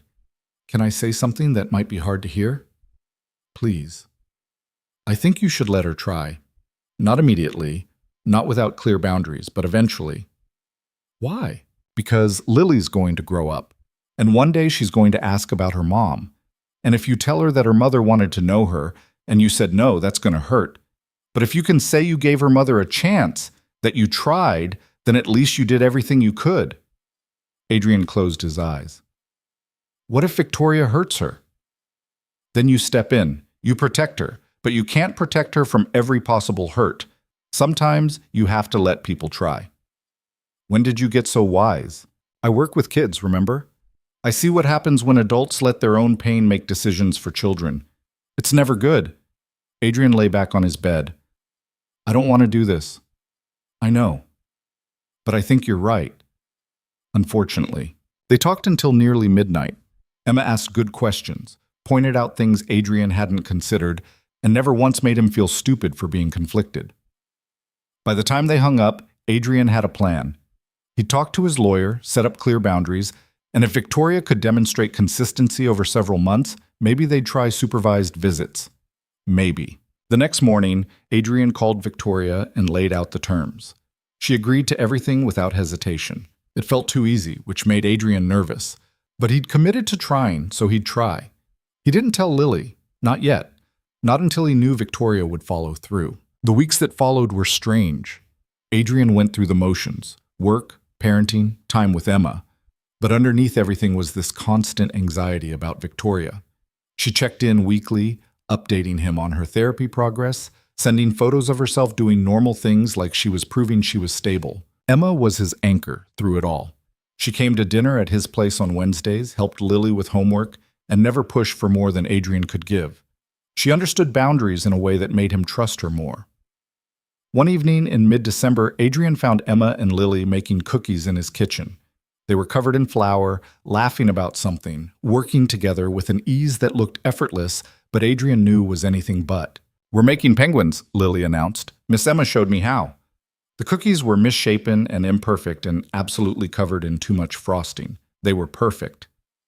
Can she stay for movie night? Lily asked. Adrian looked at Emma. Do you want to? If that's okay. So they watched some animated movie about talking animals. Lily curled between them on the couch. Halfway through, she fell asleep. Emma carefully shifted her so her head was on Adrian's lap. She's out, Emma whispered. Long day. They watched the rest of the movie in comfortable silence. When it ended, Adrian carried Lily upstairs and tucked her in. When he came back down, Emma was cleaning up the cookie mess. You don't have to do that, he said. I know, but I made the mess. Adrian came up behind her and wrapped his arms around her waist. Emma leaned back into him. Thank you, he said quietly. For what? For being patient, for being here, for not running when things got complicated. Things were always going to get complicated. That's life. Still, you could have left. Emma turned in his arms.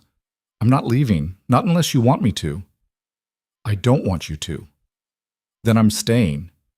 She kissed him, soft and sure, and Adrian felt something settle deep in his chest. This was real. Whatever happened with Victoria, whatever complications came next, Emma was here, choosing him, choosing them. Later that night, after Emma had gone home, Adrian's phone buzzed with an email. The subject line made his stomach drop. Time to talk. VC. He opened it reluctantly. Victoria had sent a long message about being ready for the next step, about wanting to meet Lily, about how she'd been consistent for 2 months and felt prepared. Adrian stared at the email for a long time. Then he forwarded it to his lawyer with a single question. Is she ready?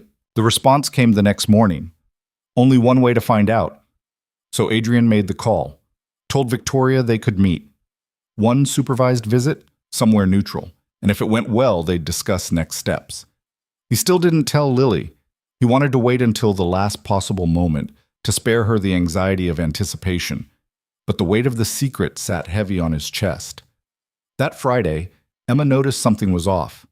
Talk to me, she said over coffee. So Adrian told her about agreeing to the meeting, about his fear that he was making a terrible mistake, about the possibility that this could shatter Lily's world.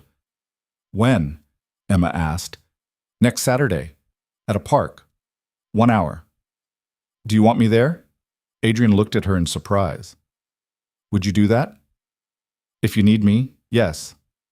It might be awkward. I don't care. If you need support, I'm there. Adrian reached across the table and squeezed her hand. Okay, yes, I'd like that. The days leading up to Saturday crawled by. Adrian was distracted at work, short-tempered at home, anxious in a way he couldn't shake. On Friday night, he finally told Lily. They were reading before bed when he brought it up. Hey, sweetheart, I need to talk to you about something. Lily set down her book. What? Do you remember your mom? Lily's face went carefully blank.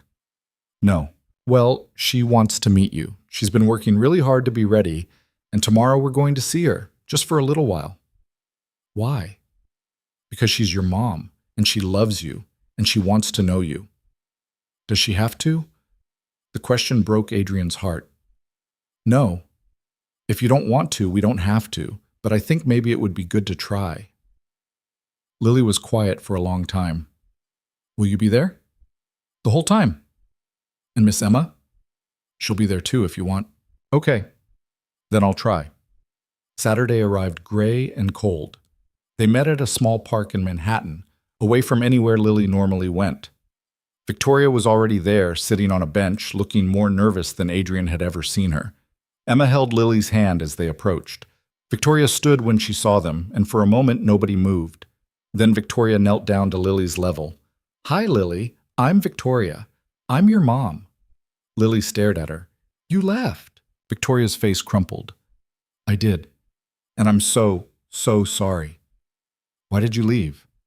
Because I was scared and sick and didn't know how to be a good mom to you, but I should have stayed. I should have tried harder. Are you going to leave again? I hope not. I'm going to try really hard not to. Lily considered this. Then she said, Do you like penguins? Victoria looked confused. Penguins? It's important. Yes, I like penguins. Okay, you can stay then. And just like that, the tension broke slightly. They sat on the bench, Emma and Adrian on either side, Victoria and Lily in the middle. They talked about small things, school, books, favorite colors. Victoria was careful, gentle, clearly terrified of saying the wrong thing. After an hour, Lily had warmed up slightly. Not much, but enough that when Victoria asked if they could meet again, Lily said, okay. They said goodbye, and Victoria hugged Lily carefully. Thank you for giving me a chance, she whispered. On the drive home, Lily was quiet. Emma sat in the back with her, holding her hand. Finally, Lily spoke. She seems nice. She does, Adrian agreed. But you're still my dad, right? She doesn't get to take you away? Adrian pulled over immediately, turned around to face her. Nothing and nobody will ever take me away from you. You're my whole world. You always will be. Promise? I promise. Lily nodded, satisfied. Emma caught Adrian's eye and mouthed, You okay? He nodded, but he wasn't sure it was true. The ground had shifted under him, and he wasn't sure where it would settle. That night, after Lily was asleep, Emma stayed. They sat on Adrian's couch, her curled against him, both of them exhausted. That was intense, Emma said. Yeah. How are you feeling? Terrified, relieved, angry, grateful, all of it. Emma tilted her head up to look at him. You did good today. You protected her, but you gave Victoria a chance. That took courage. Or stupidity. Sometimes they're the same thing. Adrian kissed the top of her head. Thank you for being there. Always. They sat in silence, the city humming outside, and Adrian tried to imagine what came next. More visits with Victoria, more complications, more chances for everything to fall apart. But Emma was here, solid and real, and choosing to stay despite everything. Maybe that was enough. Maybe that would have to be enough. The visits with Victoria continued through December, each one slightly less awkward than the last. Lily remained cautious but curious, asking questions Victoria sometimes struggled to answer. Adrian supervised every interaction, watching for signs that his daughter was being hurt or confused. So far, she seemed okay, but he couldn't shake the feeling that they were all walking on glass. 3 days before Christmas, everything shattered. Adrian was in a late meeting when his phone buzzed with a text from an unknown number. He almost ignored it, but something made him look. The message contained a single photo. Adrian and Emma. leaving her building, his arm around her waist, her face turned up to his, clearly mid-laugh. The photo was grainy, taken from a distance, but unmistakably them, unmistakably intimate.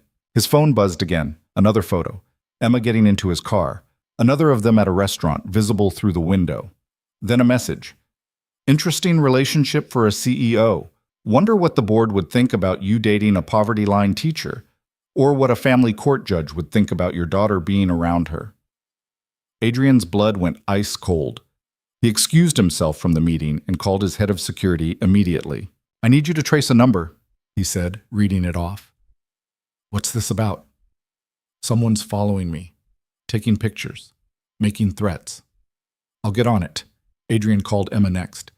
She answered on the second ring, slightly breathless. Hey, I'm just leaving school. What's up? Where are you right now?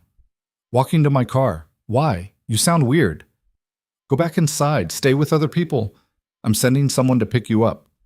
Adrian, you're scaring me. What's happening? He told her. About the photos.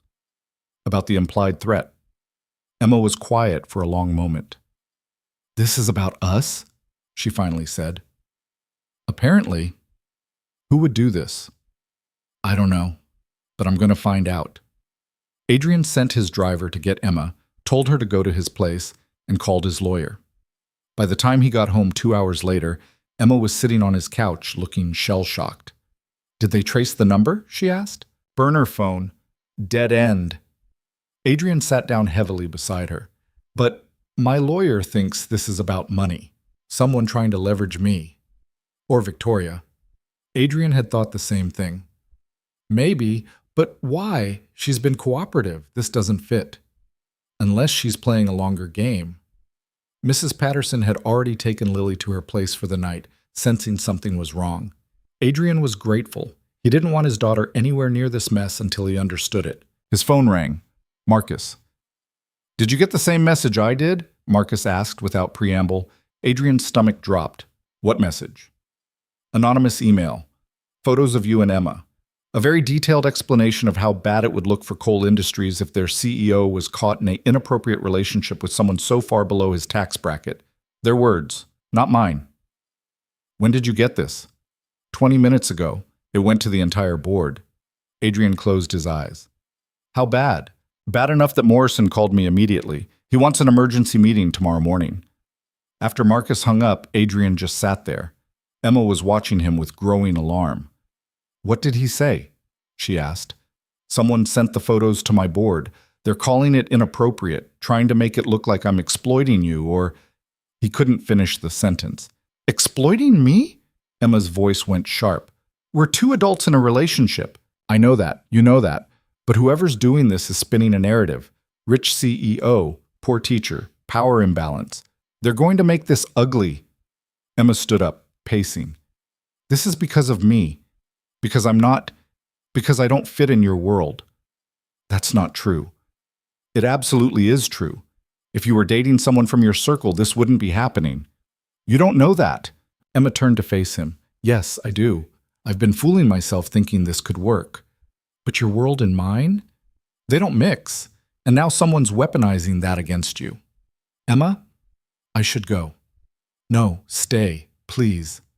But Emma was already grabbing her coat. I need to think. I need to figure out if I'm strong enough for this. For what? For being the liability in your life. She left before Adrian could stop her. He sat alone in his empty apartment, listening to the silence, and felt everything he'd built with Emma crumbling. The board meeting the next morning was brutal. Morrison opened with the photos, projected on a screen for everyone to see. Adrian sat there, jaw tight, while they discussed his personal life like it was a quarterly earnings report. This looks bad, Adrian, Morrison said. The optics are terrible. My relationship with Emma Hayes is consensual, appropriate, and none of the board's business. It becomes our business when someone's threatening to go public, when they're implying impropriety. There is no impropriety. Then who's sending these messages, and why? Adrian didn't have an answer. His security team was still investigating, but so far they'd found nothing. Whoever was behind this knew how to cover their tracks. I need you to end this relationship, Morrison said finally. At least publicly, until this blows over. Absolutely not. Adrian, be reasonable. Your reputation affects this entire company. If this becomes a scandal, let it become a scandal. I'm not ending things with Emma because someone's trying to manipulate me. The meeting ended badly. Adrian left feeling like he'd won the battle, but might lose the war. If whoever was behind this went public, if they fed the story to the right media outlets, it could damage the company. And that meant jobs, employees, people who depended on coal industries staying solvent. He tried calling Emma multiple times. She didn't answer. By evening, he drove to the Bronx and knocked on her door. No answer. He tried the bodega downstairs. The owner said he hadn't seen her all day. Adrian was about to leave when his phone rang. Victoria. "We need to talk," she said. Not now." "Yes, now. This is important." They agreed to meet at a coffee shop near Adrian's office. Victoria was already there when he arrived, looking agitated. "I know who's sending the photos," she said as soon as he sat down. Adrian leaned forward. "Who?" "My boyfriend, ex-boyfriend, Richard." Victoria twisted her hands together. "He knew I was trying to get back into Lily's life. He had this idea that if he could prove you were an unfit parent, it would help my custody case." "What custody case? There is no custody case." "I know that, but Richard didn't understand. He's a lawyer. He thinks everything is a case. When I told him I just wanted to meet Lily, he started building this whole strategy. I didn't know until yesterday when he told me what he'd done." Adrian felt rage building in his chest. "He's been following me, threatening Emma, trying to destroy my reputation." "Yes, and I'm so sorry. I ended things with him immediately. I told him to stop, but he said it's too late, that he's already set things in motion." "What things?" "He sold the story to a tabloid. It's running tomorrow. About you and the teacher. He framed it as a powerful CEO taking advantage of a vulnerable woman. Made it sound predatory." Adrian's vision blurred. "You need to stop this." "I'm trying. I went to the tabloid, told them it was all lies, but they said the story's already printed. It goes out tomorrow morning." "Then get your boyfriend to retract it." "He won't. He thinks he's protecting me, protecting Lily." Victoria's voice broke. "I never wanted this. I just wanted to know my daughter, and now I've ruined everything." Adrian stood up. "Fix this. I don't care how. But you fix this, or I will make sure you never see Lily again." He left Victoria crying in the coffee shop and went straight to his lawyer's office. They spent 3 hours drafting cease and desist letters, preparing for litigation, trying to contain damage that was already spreading. By the time Adrian got home, it was past midnight. He tried Emma one more time. This time, she answered. "I saw the preview," she said quietly. "The story. It's already online." "Emma, they're calling me a gold digger, saying I targeted you, that I'm using you to get out of poverty." "None of that is true." "I know, but it doesn't matter, does it? The truth doesn't matter when the story's better." Adrian sat down on his couch, exhausted beyond measure. Victoria's boyfriend did this. He was trying to help her custody case by making me look bad. She's trying to stop it, but it's too late. "Yeah." Emma was quiet for a long time. "I can't do this, Adrian." "Don't say that." "I have to. My principal called me today, said parents are asking questions, wondering if I'm appropriate around their children because of my relationship with you. I could lose my job." "I'll fix this. I'll make a statement. You can't fix it. This is what happens when people from different worlds try to force something that doesn't fit." "We do fit." "We don't. Not really. I've been pretending we could make it work, but your world is always going to see me as less, as not enough. And I can't live like that." "Emma, please. I need time to think, to figure out if I'm strong enough for this." "You are strong enough." "Maybe, but I need to decide that for myself." She paused. "I'm sorry, Adrian. I really am." She hung up. Adrian tried calling back, but she didn't answer. He sat in his dark apartment, the city lights glittering through the windows, and felt more alone than he had in years. The story ran the next morning. It was worse than he'd imagined. Photos of him and Emma, quotes from anonymous sources claiming she'd targeted him deliberately, implications of impropriety. They'd even found Emma's student loan debt and published it, framing her as desperate and opportunistic. Adrian's phone exploded with calls, media outlets wanting statements, board members demanding explanations. Marcus calling to check if he was okay. He wasn't okay. Around noon, his security chief called. We found Richard Carlson. He's willing to talk. Adrian went to the meeting with his lawyer. Carlson was a slick-looking man in his 40s, clearly used to winning. He sat across from Adrian with barely concealed smugness. You destroyed my relationship, Adrian said. I protected a mother's rights. Your relationship was collateral damage. My relationship was none of your business. It became my business when it affected my client's ability to see her child. Adrian's lawyer stepped in. Mr. Carlson, you do realize you've committed multiple crimes: stalking, harassment, defamation. Good luck proving that. We have Victoria's testimony. She's willing to testify that you acted without her knowledge or consent. That wiped the smugness off Carlson's face. She wouldn't. She already has. Signed statement in front of a notary this morning. Adrian leaned forward. Here's what's going to happen. You're going to contact every outlet that ran your story. You're going to admit you fabricated evidence and presented speculation as fact. You're going to make it clear that Emma Hayes is a victim of your harassment, not a gold digger. And if I don't, then I bury you. Criminal charges, civil suits. By the time I'm done, you won't be able to practice law anywhere in this country. Carlson looked between Adrian and his lawyer, clearly calculating odds. Finally, he said, Fine, I'll make a statement. Today. The retraction went out that afternoon. Carlson admitted to fabricating parts of the story, to harassing Adrian and Emma, to acting without his client's knowledge. It didn't undo the damage completely, but it helped. Emma still wouldn't answer Adrian's calls. On Christmas Eve, Adrian sat in his living room with Lily, trying to be present while his mind was miles away. They'd put up a tree, hung stockings, gone through all the motions, but Lily could tell something was wrong. Where's Miss Emma? She asked. She's spending Christmas with her family. Why isn't she here? She's basically family. Adrian didn't know how to answer that. It's complicated, sweetheart. Did you have a fight? Sort of.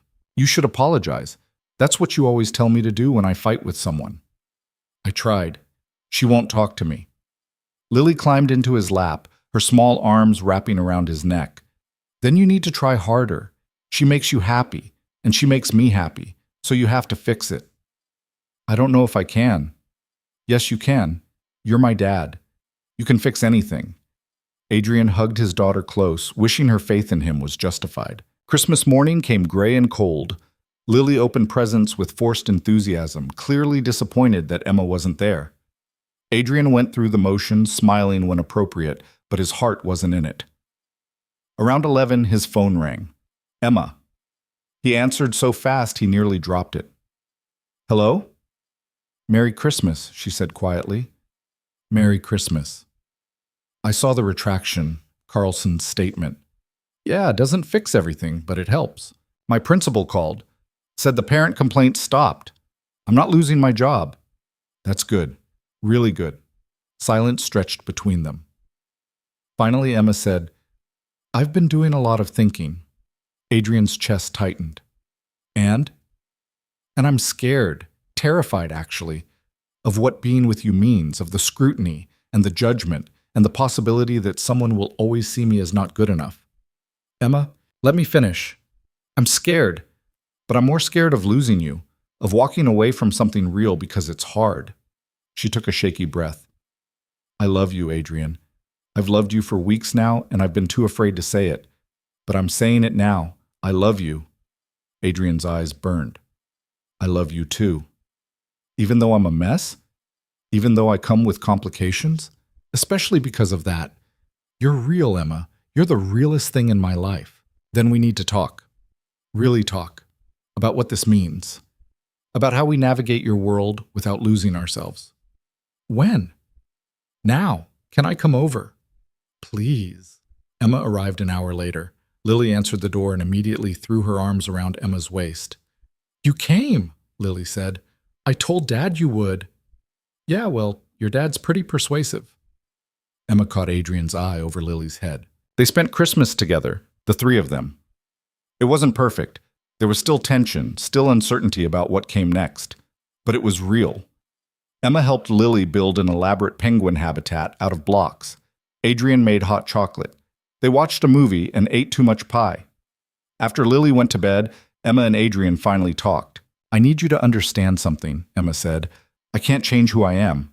I can't suddenly become comfortable in your world. I'm always going to be the teacher who shops at Target and drives a beat-up Honda.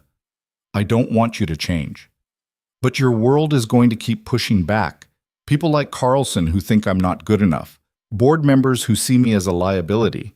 Parents who judge me for being with you. Then we deal with it, together. It's not that simple. It is that simple. Either we're in this together or we're not. Either we fight for it or we give up. Adrian took her hands. I'm choosing to fight, but I need to know you're choosing that too. Emma looked at their joined hands. What about Victoria? What about Lily? Victoria made a mistake trusting Carlson, but she ended it. She's trying to make it right. As for Lily, she loves you. You've been more of a mother to her in 3 months than Victoria was in the first 6 months of her life. That's not fair to Victoria. Maybe not, but it's true. Emma was quiet for a long time. Okay. Okay? Yeah, I'm choosing to fight. I'm choosing us. She looked up at him. But I need you to promise me something. Anything. Promise me you'll be honest about the hard stuff, about when this gets too complicated or when I don't fit or when the board is pushing back. Don't protect me from it. Just tell me the truth. I promise. And promise me you won't try to fix everything. I need to fight my own battles sometimes, even when you could make them easier. That's harder, but okay. I promise. Emma leaned forward and kissed him.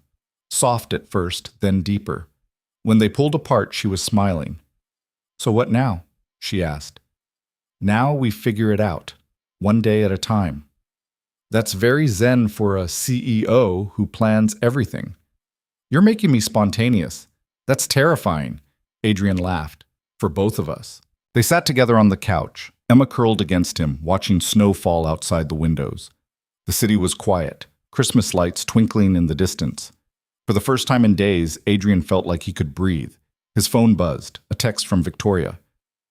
I know I have no right to ask, but can I see Lily tomorrow? I got her a Christmas present. I understand if you say no. Adrian showed Emma the message. What do you think? I think she's trying. I think she made mistakes, but she's owning them. And I think Lily deserves to have her mother in her life if Victoria can be consistent. Even though it's complicated, everything worth having is complicated. Adrian texted back. Tomorrow afternoon, 2 hours. My place.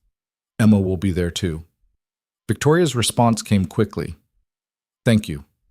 I won't mess this up. They'd see about that. But for now, Adrian was choosing to believe people could change, that Victoria could become the mother Lily deserved, that Emma could handle his complicated world, that he could be the partner Emma needed. He was choosing to believe in second chances.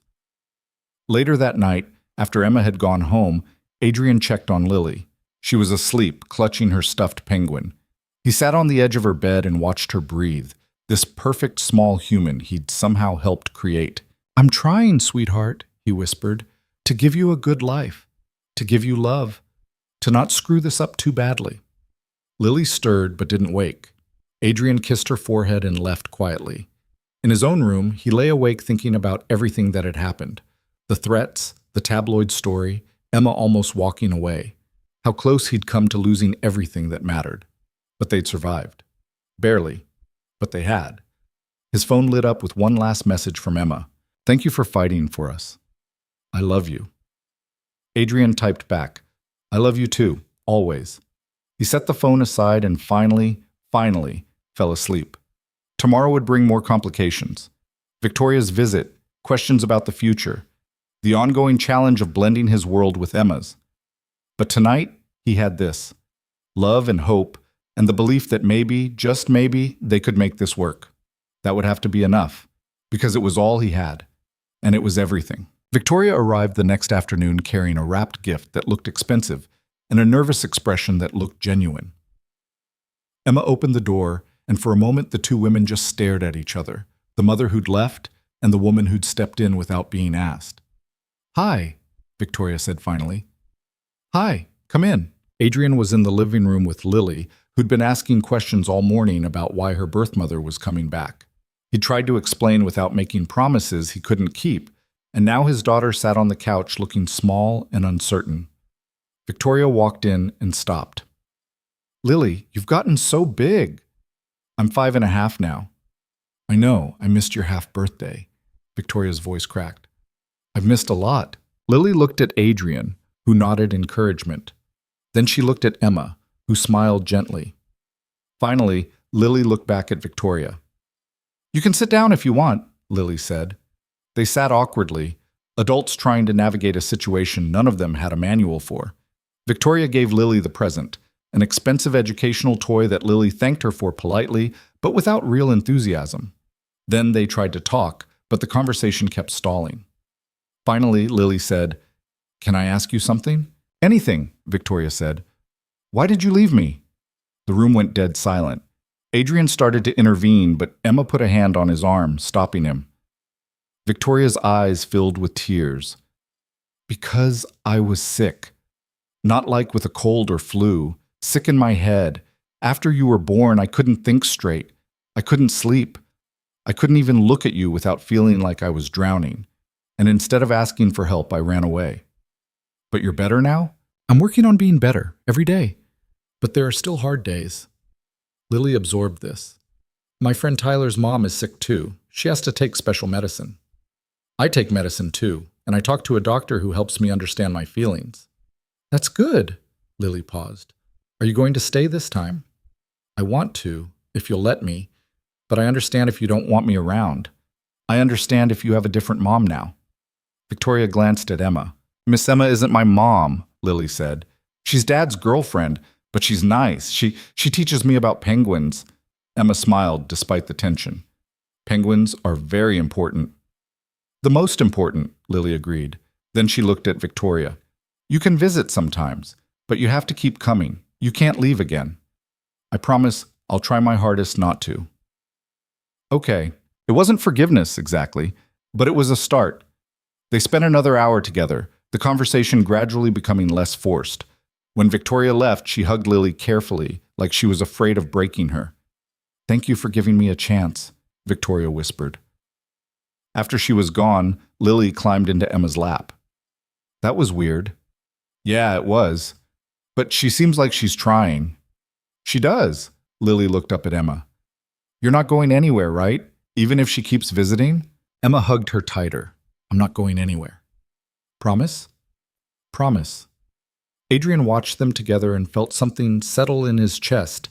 This wasn't the family he'd planned for. It was messier, more complicated, held together by choice rather than biology. But it was real. And maybe that mattered more than perfect. The weeks after Christmas brought a strange kind of peace. Victoria visited twice a week, always supervised, always careful. Lily warmed to her slowly, asking questions, testing boundaries, trying to figure out where this woman fit in her life. It wasn't smooth, but it was progress. Work stabilized after the Carlson scandal. The board backed off once the retraction ran. The Patterson merger finally closed after Adrian gave Thomas more control over personnel decisions, just like Emma had suggested. Marcus kept making jokes about Adrian getting soft, but there was pride in his voice when he said it. And Emma. Emma became part of the fabric of Adrian's life in ways he hadn't anticipated. She came to dinner 3 nights a week, helped Lily with homework, left books scattered around his apartment. Her toothbrush appeared in his bathroom. Her terrible Civic became a permanent fixture in his garage after the transmission finally died, and he'd insisted on fixing it. "You're doing it again," she said when he told her the car was ready. "Doing what?" "Trying to fix everything." "It's just a transmission." "It's never just a transmission with you." But she was smiling when she said it, and she let him fix the car, and Adrian was learning that sometimes letting people help you was its own kind of strength. In February, Emma's school announced they'd received a major anonymous donation, enough to hire a full-time art teacher, update their technology, and stock the library. Emma knew immediately who was behind it. "Adrian," she said when she came over that night. "What?" "You donated to my school." "I don't know what you're talking about." "Yes, you do. That kind of money doesn't just appear." Adrian tried to look innocent. "Maybe you have a secret admirer." "Adrian Cole, you are the worst liar I've ever met." He gave up. "Fine. Yes, I donated. Because your students deserve it. Because you deserve to teach without spending your own money on supplies. Because I can afford it, and they need it. Emma looked at him for a long moment. Then she kissed him. Thank you. But you can't keep doing this without telling me. Why not? Because we're supposed to be partners. Partners talk about things. Even good things? Especially good things. So Adrian started telling her about the literacy programs he was funding, about the scholarship he'd set up for students from Emma's school, about the foundation he was starting to support teachers in low-income districts. Emma listened, asked questions, and gradually became involved in the planning. You're good at this, Adrian said one evening as they reviewed grant applications together. At what? Seeing what people need, cutting through bureaucracy to what actually matters. That's just teaching. You learn to see past what people say to what they mean. You should do this full time. Emma looked up sharply. What? Run the foundation. You understand the problems better than anyone I could hire. You know how to talk to teachers, to administrators, to parents. You'd be incredible. I can't leave my classroom. Why not? Because those kids need me. Other kids need you too. Thousands of them. You could help teachers across the city instead of just one classroom. Emma set down the grant application. That's terrifying. Most good things are.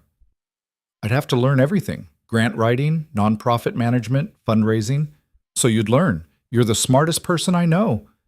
Emma was quiet for a long time. Can I think about it? Take all the time you need. She took 3 weeks.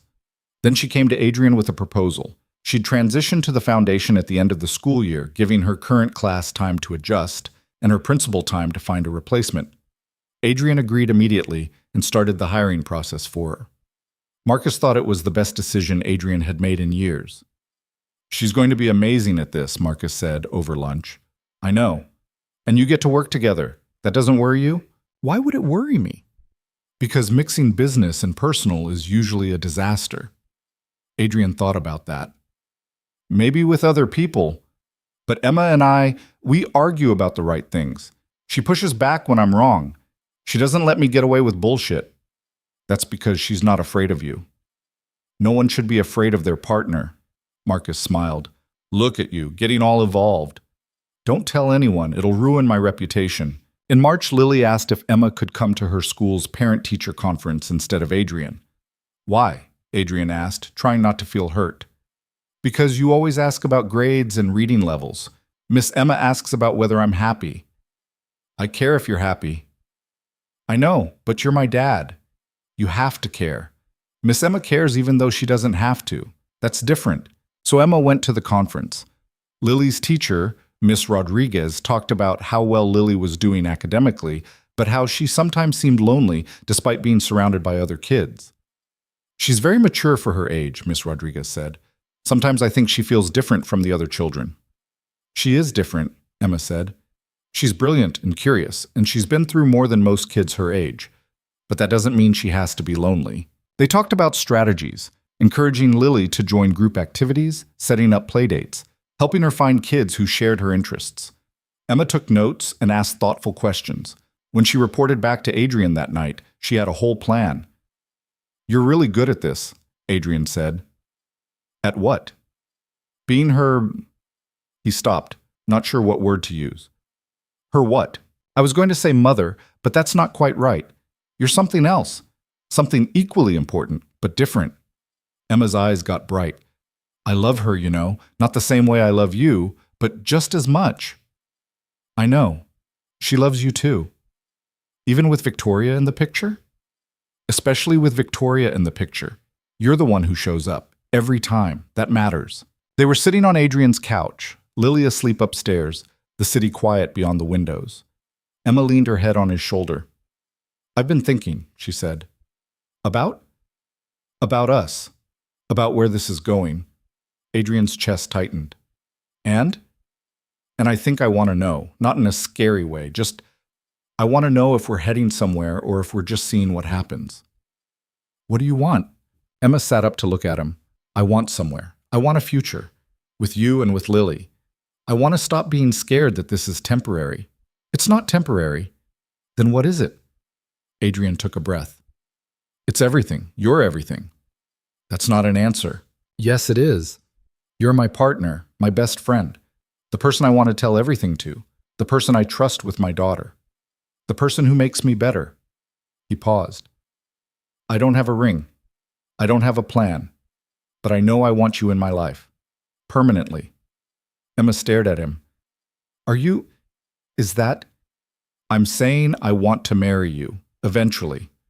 When you're ready, if you want to. That's the worst proposal I've ever heard. I know. I'll do better next time. There better not be a next time. But Emma was smiling now, tears running down her face. Yes. Yes. Yes, I want to marry you. Eventually, when I'm ready. Which might be now. I don't know, but yes. Adrian kissed her, tasting salt from her tears, feeling lighter than he had in years. When they pulled apart, Emma was laughing. We're really doing this, she said. Apparently. Your board is going to hate it. They'll get over it. My principal is going to cry. Happy tears? Probably. She's very emotional. They sat together planning nothing and everything, talking about a future that felt impossibly real. Around midnight, Lily appeared at the top of the stairs, rubbing her eyes. Why are you guys being loud? She asked. We're not loud, Adrian said. You're laughing. That's loud when I'm trying to sleep. Emma got up and went to the stairs. Sorry, sweetheart. We'll be quiet. What were you laughing about? Emma glanced at Adrian, who nodded. We were talking about getting married. Lily's eyes went wide. Really? Really? How would you feel about that? Would you live here? Probably. Would you be my mom? I'd be your stepmom. You already have a mom, but I'd be someone who loves you just as much. Lily thought about this. Would I have to call you Mom? You can call me whatever you want. Can I keep calling you Miss Emma? Absolutely. Okay, then I think it's good. Lily yawned. Can I go back to sleep now? After she went upstairs, Adrian and Emma looked at each other and burst out laughing. That went well, Emma said. She's very practical. She gets that from you. Probably. In April, Adrian took Emma to a charity gala supporting children's literacy. It was one of the events he'd always attended alone, making appearances because it was expected, writing checks because he could afford to. But this time, walking in with Emma beside him, it felt different. She wore a simple black dress she'd bought on sale, her hair pulled back, minimal jewelry. She looked beautiful and completely out of place among the designer gowns and expensive jewelry. But she held her head high. You okay? Adrian asked quietly. Terrified, but okay. They mingled. Adrian introduced Emma to board members, business partners, society types who'd never given him the time of day when he was building his company, but who now hung on his every word. Some were gracious. Others barely hid their disdain for the teacher who didn't belong. Emma handled it with more grace than Adrian could have managed. She smiled politely at the condescending comments, answered questions about her work with genuine passion, and refused to be intimidated by people who measured worth in net value. Halfway through the evening, the organizers announced that Emma was being honored for her work with literacy programs. Adrian hadn't known. Emma clearly hadn't either. She looked shocked when they called her name. She walked to the microphone on shaky legs. Adrian watched from the audience, pride swelling in his chest. Hi, Emma said, her voice uncertain at first. I'm not really prepared for this. I'm just a teacher. I show up, I teach kids to read, I go home. It's not fancy or complicated.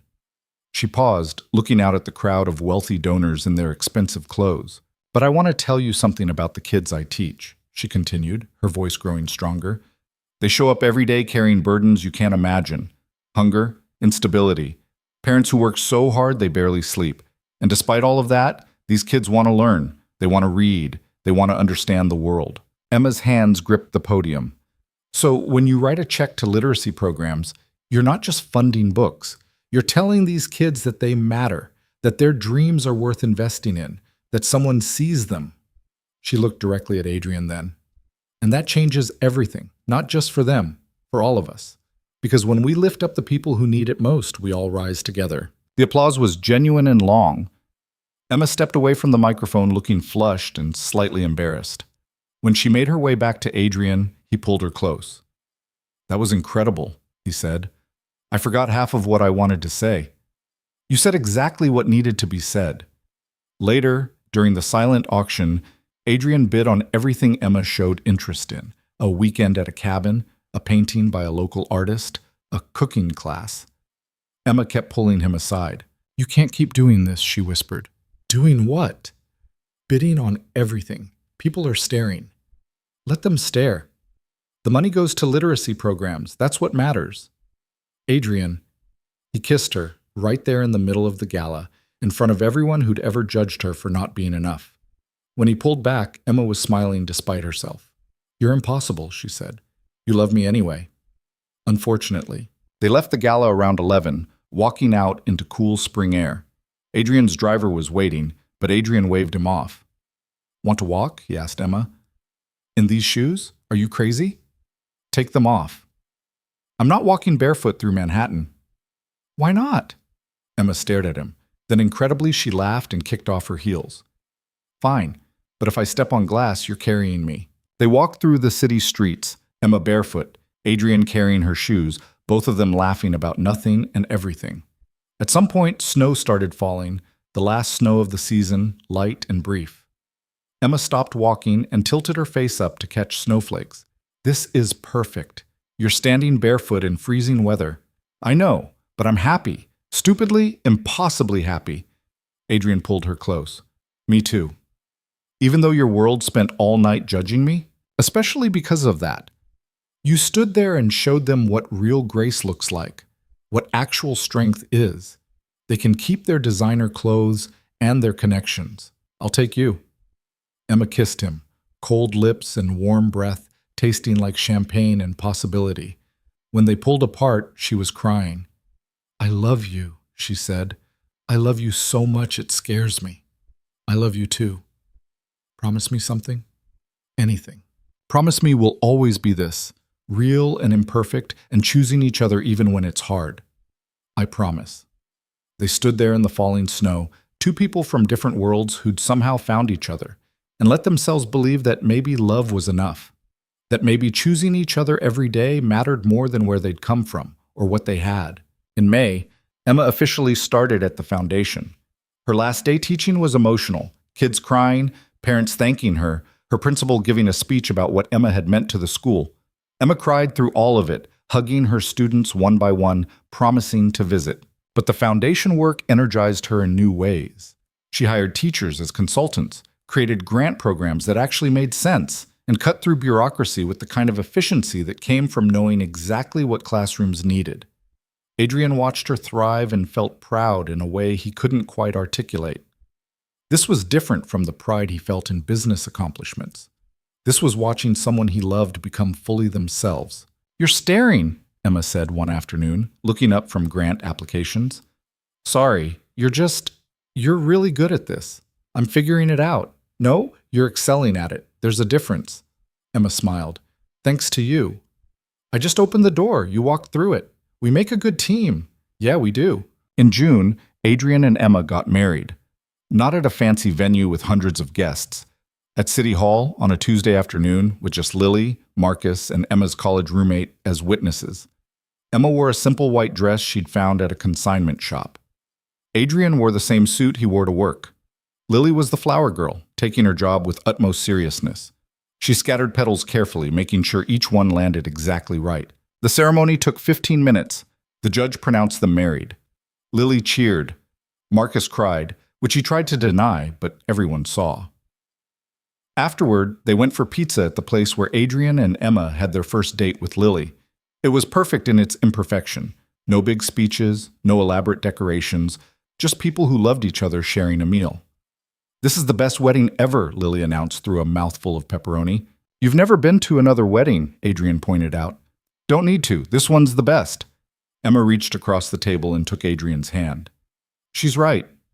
It's pretty good, Adrian agreed. That night after Lily was asleep, Adrian and Emma sat on their brownstone steps watching the city. Mrs. Patterson had agreed to stay over so they could have a wedding night, but neither of them wanted to go anywhere. We should probably do something fancy, Emma said. It's our wedding night. We could order expensive takeout. Revolutionary. I'm full of good ideas. Emma leaned against him. Thank you. For what? For this. For choosing me. For not giving up when things got hard. You chose me too. I know, but you had more to lose. Adrian thought about that. I don't think that's true. I think we both risked everything. We just risked different things. Maybe. They sat in comfortable silence, watching people walk past, listening to the city's endless rhythm. At some point, Emma said, Victoria called earlier. What did she want? To congratulate us, and to ask if she could take Lily for a full day next weekend. Her therapist thinks she's ready. Adrian's first instinct was to say no, but he swallowed it. What do you think? I think she's been consistent for 6 months. I think she's earned some trust. And I think Lily deserves to have a relationship with her mother if Victoria can maintain it. Okay? Okay. Yeah, let's try it. One day, we'll see how it goes. Emma kissed his cheek. You're a good father. I'm trying. You're succeeding. The summer passed in a blur of ordinary moments that felt extraordinary because they were shared. Emma settled into her foundation work. Victoria continued her visits, gradually earning more trust and more time with Lily.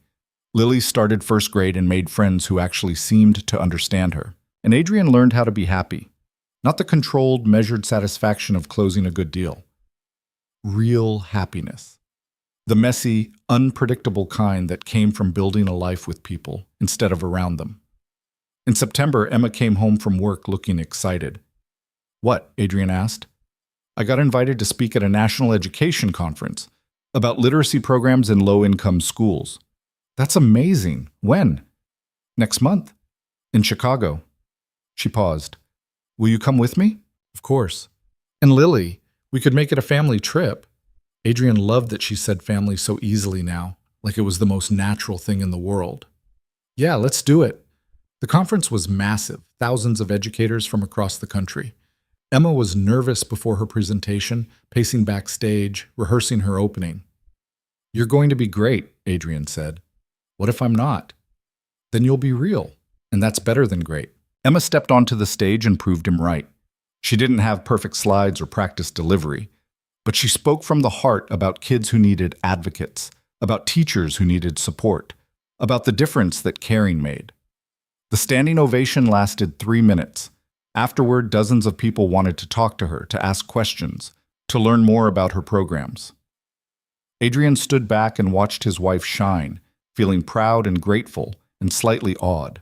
She's really something, a woman next to him said. Yeah, she is. Are you her husband? I am. Lucky man. Adrian smiled. The luckiest.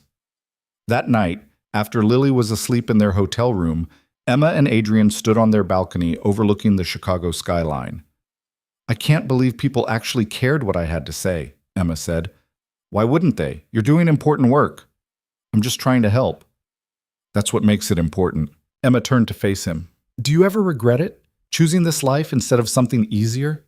Never. Do you? Sometimes I miss teaching. Miss those individual moments with kids. But then I think about how many teachers we're helping, how many kids will benefit, and it feels worth it. That's how I feel about us, Adrian said. Sometimes it's hard navigating different worlds. Sometimes I wish we didn't have to fight for acceptance. But then I look at what we've built. This family, this life, this partnership, and I know I'd choose it again, every time. Emma's eyes got bright. Even when I'm difficult? Especially when you're difficult. It means you're being yourself. You're not so easy either. I know. But I'd choose you again, too. They kissed, 40 stories above the city, two people who'd found each other against all odds and chosen to keep choosing each other. The flight home the next day was delayed, which meant they got stuck in the airport for 4 hours. Lily was cranky. Emma was tired. Adrian's phone kept buzzing with work emergencies. It should have been miserable. Instead, they made a game of it, found the strangest airport restaurants, made up stories about other travelers, let Lily teach them complicated hand-clapping games she'd learned at school. This is ridiculous, Emma said, laughing as Lily tried to teach them both at once. Completely ridiculous, Adrian agreed. I love it. Me too. Finally, they boarded. Lily fell asleep before takeoff. Emma leaned against Adrian's shoulder, her breathing evening out. Adrian sat there, his wife sleeping on one side and his daughter on the other, and thought about how his life had changed. 2 years ago, he'd been alone, successful but empty, going through motions without feeling anything real.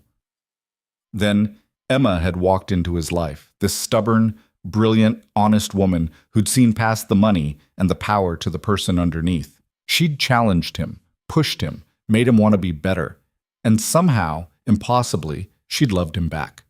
Marcus texted around hour 2 of the flight. "How'd the conference go?" Adrian typed back, "Emma killed it. Standing ovation. Told you she was a star." "Yeah, you did. You happy, man?" Adrian looked at his sleeping family, happier than I knew was possible. "Good. You deserve it." When they got home, Lily went straight to bed. Emma and Adrian stood in their kitchen, unpacking suitcases, talking about nothing important. "I'm glad we did this," Emma said. "The conference?" "All of it. The scary parts, the hard parts, the parts where we didn't know if we'd make it." "Me too." "Do you think we're done with hard parts?" Adrian laughed. "Definitely not." "Good. I'd get bored with easy." They finished unpacking and went to bed. Adrian lay awake for a while, listening to Emma breathe beside him, thinking about the journey that had brought them here. It hadn't been smooth. They'd faced judgment, scandal, doubt, fear. They'd almost lost each other more than once, but they'd fought for it, both of them. Every day choosing to stay, to try, to believe that what they were building mattered more than what they were risking. And maybe that was the point. Maybe love wasn't about finding someone perfect. It was about finding someone real and choosing them anyway. Choosing them especially because of the hard parts, not in spite of them. Adrian had spent his whole life trying to control outcomes, minimize risk, protect himself from pain. But Emma had taught him something different. She'd taught him that the best things in life required vulnerability, required trust, required believing that other people were worth the risk of getting hurt. She'd been worth every risk, every fear, every moment of uncertainty. And so had Lily. And so had this imperfect, complicated, beautiful family they'd built together. Adrian fell asleep thinking that maybe success wasn't measured in quarterly earnings or company valuations. Maybe it was measured in moments like these, ordinary nights with people you loved, choosing each other over and over, building something that mattered not because it was profitable, but because it was real. The next morning, Lily woke them up early, jumping on their bed. "It's Saturday," she announced. "We should do something fun." "What kind of fun?" Emma asked, still half asleep. "Penguin kind of fun," Adrian groaned. "It's too early for the zoo." "Not the zoo. The aquarium. They have a penguin feeding at 10. So they went to the aquarium, stood in the cold watching penguins dive and play while a keeper explained their habits. Lily absorbed every word, asked questions, beamed with joy. Adrian watched his daughter's face and thought about all the moments he'd almost missed by being too busy, too focused on work, too locked in his own head. Emma caught his eye and smiled, understanding without words. After the aquarium, they got lunch at a diner. Lily talked nonstop about penguins. Emma engaged with every question, adding facts Lily didn't know. Adrian just listened, feeling grateful. "Dad, you're quiet," Lily observed. "Just thinking." "About what?" "About how lucky I am." Lily rolled her eyes. "You're being sappy." "Probably." "It's okay. I like when you're sappy." They spent the rest of the day doing nothing particularly special. Walking through the park, getting ice cream, watching a movie at home. Normal family things. The kind of moments Adrian used to think didn't matter because they weren't productive. But they did matter. They were everything. That night, after Lily was in bed, Adrian found Emma in their room going through old photos on her phone.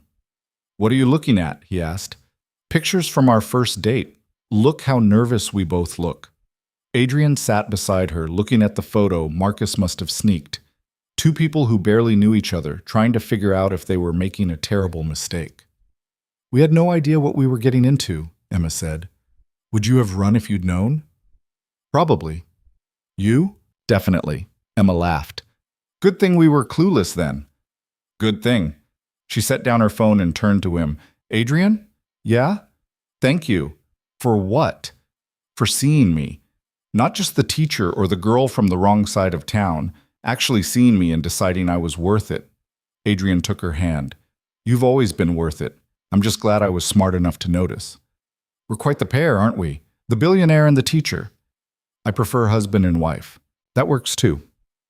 They sat together in comfortable silence, years of history compressed into a single moment. Adrian thought about where they'd started, two strangers on a blind date, both convinced it wouldn't work, and where they'd ended up, partners, spouses, parents, friends. It hadn't been easy. Probably never would be easy. They came from different worlds, carried different scars, saw life through different lenses. But they'd learned to bridge those gaps, to build something stronger because of their differences, not despite them. And maybe that was what mattered. Not finding someone who made life easy, but finding someone who made hard things worth doing.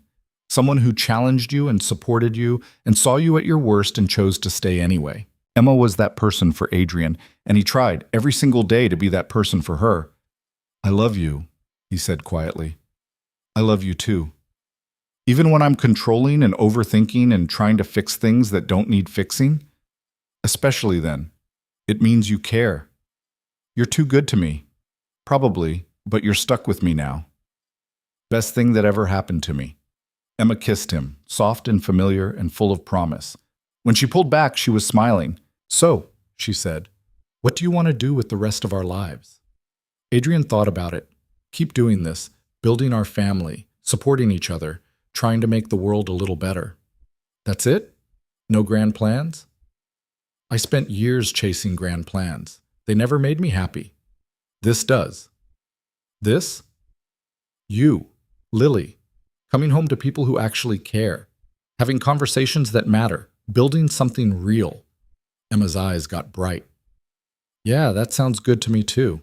They went to bed soon after, wrapped around each other, comfortable in the life they'd built. Outside, the city hummed its endless rhythm. Somewhere out there, other people were falling in love, making mistakes, trying to figure out if taking a risk was worth it. Adrian hoped they'd take the risk, hoped they'd choose love even when it was hard, because the hard things were what made it real.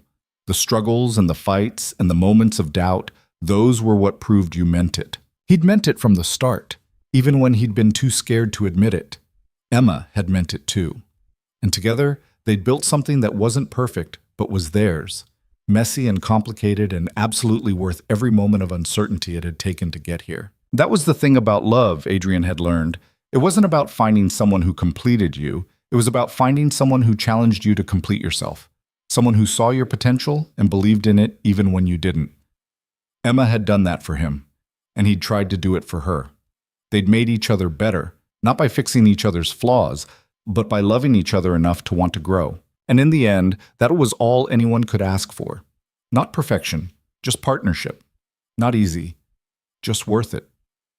Adrian fell asleep holding his wife, grateful for blind dates he almost didn't attend, for women who challenged him, for second chances he hadn't thought he deserved.